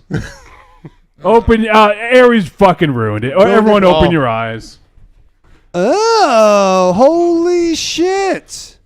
Oh, damn. This is a boy. This looks like a good DVD. Wait a second. This is a book. What, you mean I gotta read? Oh, it's all full of subtitles. Every page is subtitles on this. Look at the spacing on the side though. That won't take you long to read. Yeah. What? No pictures? So this is nice, a boy. We have Ghoulish Stories Volume 1 sent from our boy Michael Neal. And Michael is going to join us in studio next week to talk about the book. Nice. Probably Michael, I want you to sign my copy, buddy. Oh, yeah. Probably one of the most generous fucking dudes. One of the nicest dudes. ever. And yeah. Thank you very much. And I actually got to hang out with his creative partner, Greg, who you see his name on the front as well. I got to work a convention with him, and Greg's fucking awesome too. So both of these guys are great. We met him at Rock and Shock too. Oh yeah, you did, yeah. So Greg Anson and Michael Neal. Yeah. Cool, man. This is Ghoulish Stories. They put out the film Drive-In Horror Show several years ago now, about 8 or 9 years ago, I think. And it's a great horror anthology. You guys should check it out. It's on Amazon. And definitely reminiscent of kind of like old school Twilight Zone, Tales from the Crypt, that style. And so they put out a book of their short stories. And this is just volume 1, which means there'll be a volume 2. So we will talk to Michael, find out more about this next week and where you can get it. And Aries, I expect you to read every word in this book. At least read one story. Not just you, everyone. Everyone should just read at least one story. It's a lot of words. It's like 2.5 months. Well, the Super Bowl's going to be going on, so I'll have time to read this. This is great. This is awesome. A cool cover. Thank you. Yeah. Oh, wait, there is pictures. The art on the cover is amazing. Yeah. Yeah, but there's a cover gallery at the end. Oh. At the back. Some of the covers are great. Oh, look at that. Let's take a look. The Freak is awesome. Yep. Oh, yeah. Blackout. Oh, yeah. Plastic Island. Cool. This is fascinating listening. Yeah. Yeah. People can almost hear. You can hear that's fucking pages turning. Can you hear that? Well, thank you very much. Thank you, Michael. I'm really looking forward to reading this. See, they get that that feeling at home. They got it. Yeah, check out www.driveinhorrorshow.com. www. It's what it fucking says. What does that say, Aries? Is there 2 W's? You're asking him to read. Don't ask him to read. What did I say? WW? Yes. One more W. Jesus. We'll It's just the World Web. It's not wide. World Wide Web. It's the world. Or it's just worldwide. This is the first generation. Just the World Web. Should buy some fucking books, asshole. We can get on the wide web. To Ravenshaw's the wobbly web. The wobbly web. Oh, the worldwide wops. Whoa. I'm Italian. I can say that. I have a card. Raven Shadow, by the way, you don't need to put in www.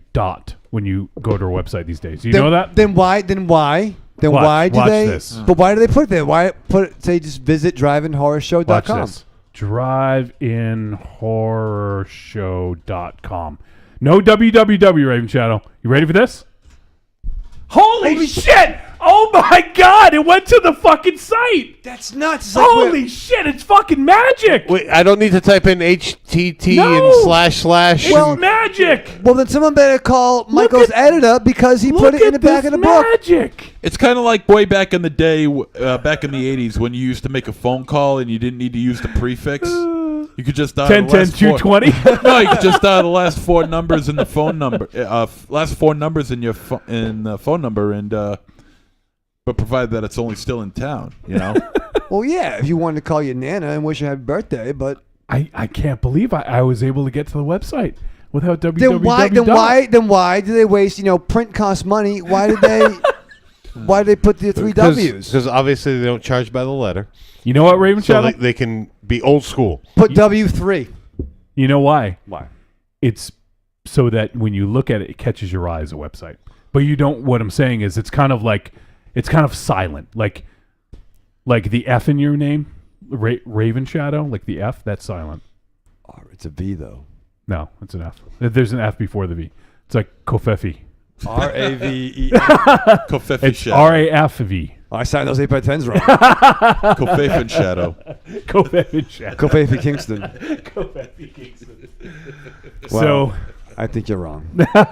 I just showed you. It's fucking. It's magic. I'm fooling you, and you don't like it. I don't like it. But there's a sexy centaur in a in a drawing of me. And Aries. Yeah, right. Yeah. A sexy centaur? Yeah, what do you call that? A centaur? Yeah, centaur. Centaur of the Earth. What's this guy? That's a girl. Yeah.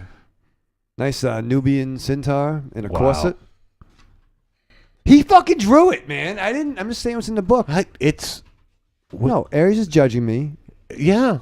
That's what I do best. Oh, I know this crawl space, I think. You didn't read it. I'm looking at it. You live in a crawl space. Well, I'm looking forward to reading it. All right, so next week we're going to talk about the film Diverge, and we're going to have Michael Neal in studio. We're going to talk about Ghoulish Stories Volume 1 and just find out what's going on, because Michael is a fucking awesome dude, and he knows so much about filmmaking, and I always have a blast talking to him. And he loves video games, too. We always talk video games. He's a good dad. He's a great dad. And he's also the... I'm going to take notes. The editor, and he puts together Jasper Tales with Jasper. Speaking of which, I had my Jasper signed autograph. I got to put somewhere in the studio here. Yeah. Keep forgetting. Yeah, I got mine. You got it laminated and framed? Not yet. But I do have it stored away somewhere, and that kid is going to be more popular than any of us. Yep. He already is, I think. Fuck him. Yeah, he is actually. Yeah. That's awesome. Right. That's awesome. No, all right, we got cool. one more voicemail. All right. One more. One. And it is from someone we haven't heard from in a little bit. And his name is Nathan Cotton Coy Vance Duke the Third Junior Esquire. All right, I added the last few things, but Nathan Cotton Coy Vance Duke. Here he is. Hey, boys. This is Nathan Cotton Coy Vance Duke. Wanted to just check in real quickly.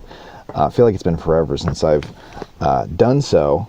My life changed like a lot in 2017. Like I moved across the country. I left behind a job that was like perfectly trick-or-treat radio oriented in that I was like sitting at a computer until midnight most nights. But not no more. In a different job now. Got married in December. Been up to a whole bunch these last 2 months, so I'm afraid I've been a little out of the loop, but I have been listening all the while. Still very much enjoying your good show. I was on topic of which, I'm glad that most of you guys enjoyed Happy Death Day. I liked it a bunch. One of the common complaints about it, I thought was interesting, is that its violence is not hard enough, or like it does not really, as a slasher, it's sort of poor. It cuts away before the deaths for the most part, and it just kind of lacks teeth. And I think that there is a version of that movie where that stuff would be a real mark against it. But as it stands, Happy Death Day reminded me a lot of Final Girls from a few years back, which is sort of in that it's a movie that uses horror trappings, but is way more interested in telling sort of like a sweet story about like I don't know, like maturity and coping with loss and that kind of thing, but with horror trappings than it is in being like an actual like scary or grisly horror movie. Like if you were to strip away those things from it, if it were less, I don't know, if it were less about this person's journey to sort of an emotional maturity, then I would totally agree. And its PG-13 would be sort of like it would just, I don't know, kind of cripple the movie. But as it stands, I don't know that a lot of blood does this movie any favors. That's me though. And speaking of reviews, for all the preamble and apparent tension that it caused beforehand, I think you guys did a really good job covering the killing of a sacred deer. That's obviously thanks, not in your wheelhouse, and it's a difficult movie to talk about, kind of. I enjoyed it a lot, but and not all of you guys did, but it was a good little talk about that movie. Thanks, I have to say, Thanks, man. You guys did a good job. You should.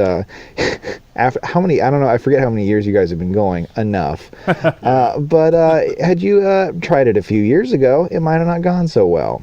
But in early 2018, you guys have enough talking about movies under your belt that I think you guys are maybe up for more difficult stuff than maybe you give yourself credit for sometimes. In any case, I thought it was a good review. Good show. Tomars. Always good to have Blinks on. Yeah. Yes. Finally, got married, as I said. Congrats, and buddy. immediately after getting married, I headed up to Massachusetts. Oh, what? My parents live up there on the man. far west end of the state. Should have given us a I'd never been show. there before. They moved up there not too long ago. So flew up to Massachusetts. Get there pretty late. Me and my new wife, we get into the city. We want something to eat. We don't want to go anywhere, so we're just sort of like out on the street in Boston somewhere, looking for a restaurant. And in my brain, I'm actually hoping to see a sign that says "Golden Pie Taste." Never stopping for a second to consider that you guys have 100,000 nicknames for everything in existence. Golden Pie. I was really out there hoping to see a place called Golden Pie Taste. So I'm just want to let you guys know that you poisoned my brain. I very much enjoyed your region, but I'm a little bit afraid of the lasting effects that your show is going to have on me as I age and as I continue to expose myself to it. Also, you know what? Cumberland Farms is really good. Iced coffee is flowing for 99 cents. Any size? That's pretty cool. And I hope to be up there again sometime soon for hopefully a longer period of time when I can give you all a shout. And we can vibe, the lot of us. In any case, I'll talk to you guys soon. Bye. Hi. Thank you, Oh, Cody. that was fucking awesome. He was looking for Golden Pie Taste. Why don't you tell folks if they don't know, and also Nathan Cottoncoy, Vance Duke, what Golden Pie Taste is? Yes, well, Golden Pie Taste was the affectionate term for a local chain called Golden Pizza. Yeah. When we lived at Maru Manor. Joy Tron and I in the infallible Smoking Thai Salmon, and then later Felch Gumbo. We have some weird fucking names. There was a joint, Golden Pie Taste, and Golden Pizza, which we called Golden Pie Taste. And what's cool with that joint was open way past the usual like 2 a.m. Time frame for deliveries, and they would deliver rain, sleet, snow. But the cool thing was they also delivered cigarettes. And Ben and Jerry's. And there was some rumors that and condoms. And if you could, kind of an urban legend. We never tried it because we were always holding. But there was a rumor that if you said a certain order of pizza, they would bring you pot. So they'd bring they would deliver pot to you with your pizza. Was that extra anchovies? It might have been. Is that what it was? I don't know. You're not familiar with that film, I take it? Which film? Loverboy. Oh, yes. Was it pot, though? No, it was... He was banging chicks. Banging chicks, yeah. Yeah. So ordered the extra anchovies. Anchovies, and you get the male gigolo. No, we fucking did. That was a weird night. Can't Buy Me Love. I love that movie. Oh, yeah. You said Loverboy. Loverboy. No, it's Loverboy. Loverboy. With Can't Patrick, Buy Me Love was I'm sorry. Patrick Dempsey's in with both, Patrick though. Dempsey. Yeah, okay. Yeah. He was in both. Yeah. Okay, I got him confused, yeah. Oh, yeah, he was. I do love both those movies, though. I was talking Patrick Dempsey was a fucking fucking pimp. champ. Yeah, he was a pimp back in the day. Yeah. Before he was fucking McDreamy. McDreamy, yeah. You know, but he had like two like sex symbols phases, right? Yeah. Most people don't even get one. I'm fucking trying. I'm hoping. Hey, some of us don't even get any. Fucking yeah. So that was Golden Pizza, aka Golden Pie Taste. If you can come up to the Worcester, Massachusetts Necronomicon area, come up. We'll swim. Don't you confused them once with Golden Pie Taste? Don't say Necronomicon. That's true. Yes. He was gonna be looking on a map for hours. But yeah, we'll get toe up from the floor up, and we'll get some pie taste on.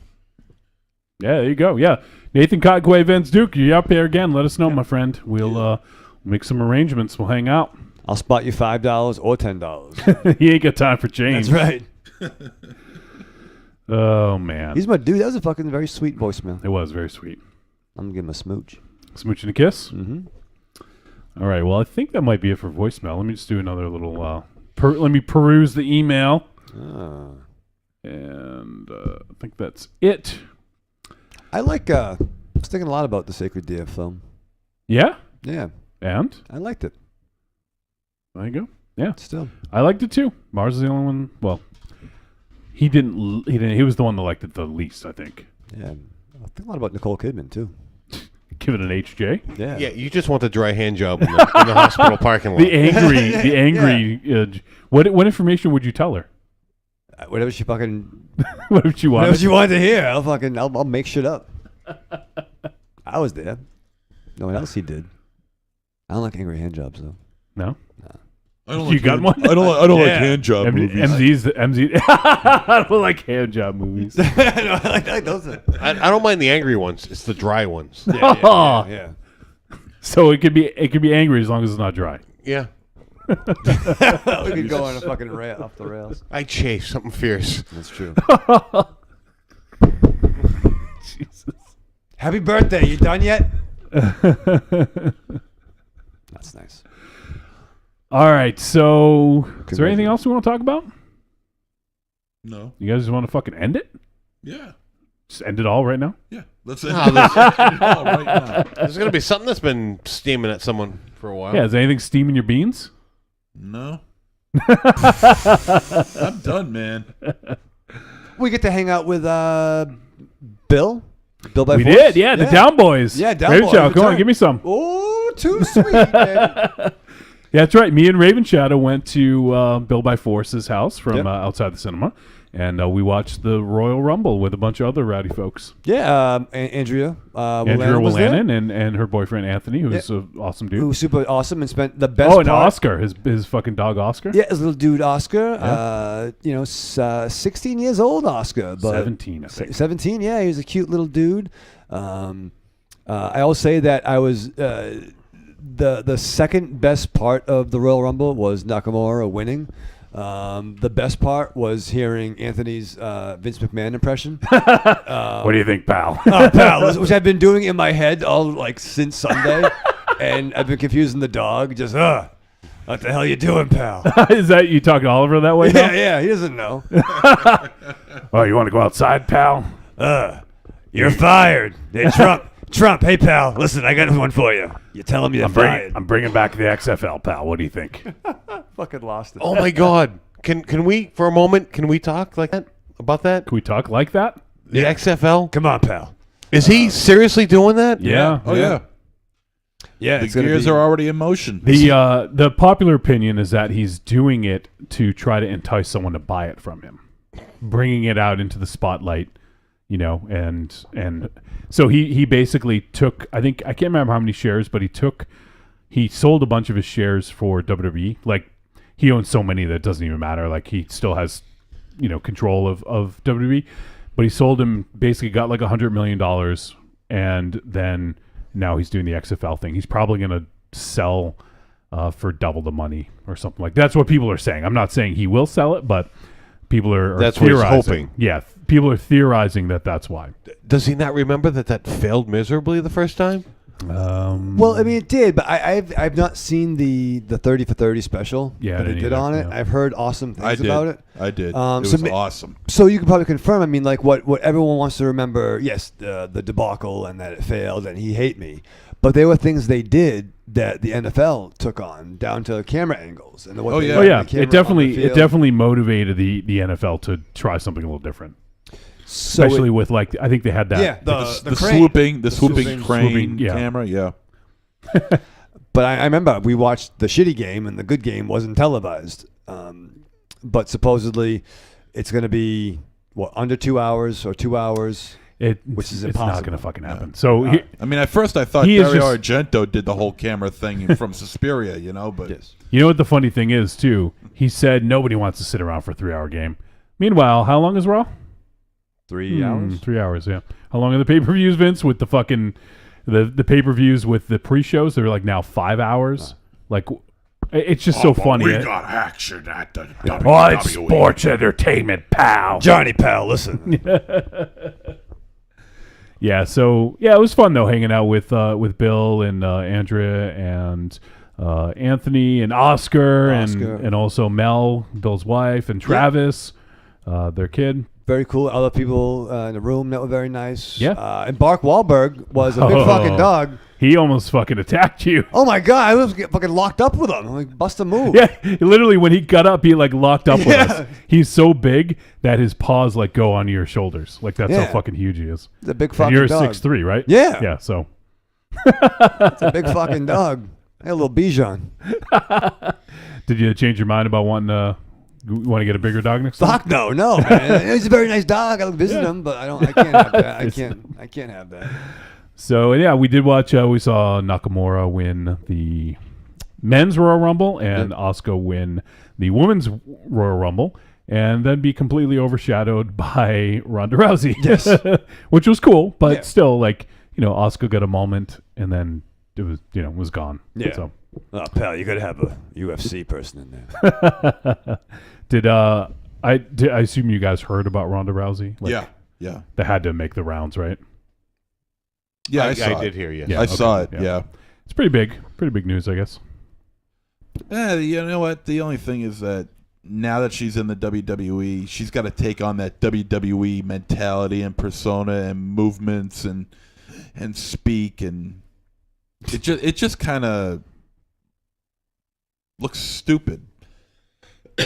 Looks stupid? Well, yeah, like she would walk into the ring. She tried to shake Asuka's hand or whatever her name is. Asuka. And slapped it away. No, Asuka slapped hers. Yeah, that's what I'm saying. Yeah, Asuka slapped her hand away. I'll slap your face away. Yeah. You think about that, huh? Then she started pointing at the WrestleMania. That's what everyone fucking does. Yeah. It looks dumb. That's what everyone fucking does. I hate that. Nakamura did it. I don't care. Tell Nakamura that. Everyone in the fucking crowd did it. Yeah. I'm going to WrestleMania. I actually might be going to WrestleMania. I'm gonna point to the sign. Where is WrestleMania this year anyway? New Orleans. Oh yeah. Yeah. Nowlands. Raven Shadow, you had some you got tore up from the ground up and oh yeah, Nolans. I've been Nolan. From the vomit up. It's another demon hell ride too. Yeah, maybe you'll tell us about sometime. I will. Yeah. All right. Well, I think that's gonna do it. So Mars is already gone. Thanks to Kevin for coming and hanging out. MZ, why don't you go ahead and let the folks know that you love them? Arrivederci, douchebags. Aries. Goodbye. All right, Raven Shadow. Live fast, love hard, die with your mask on.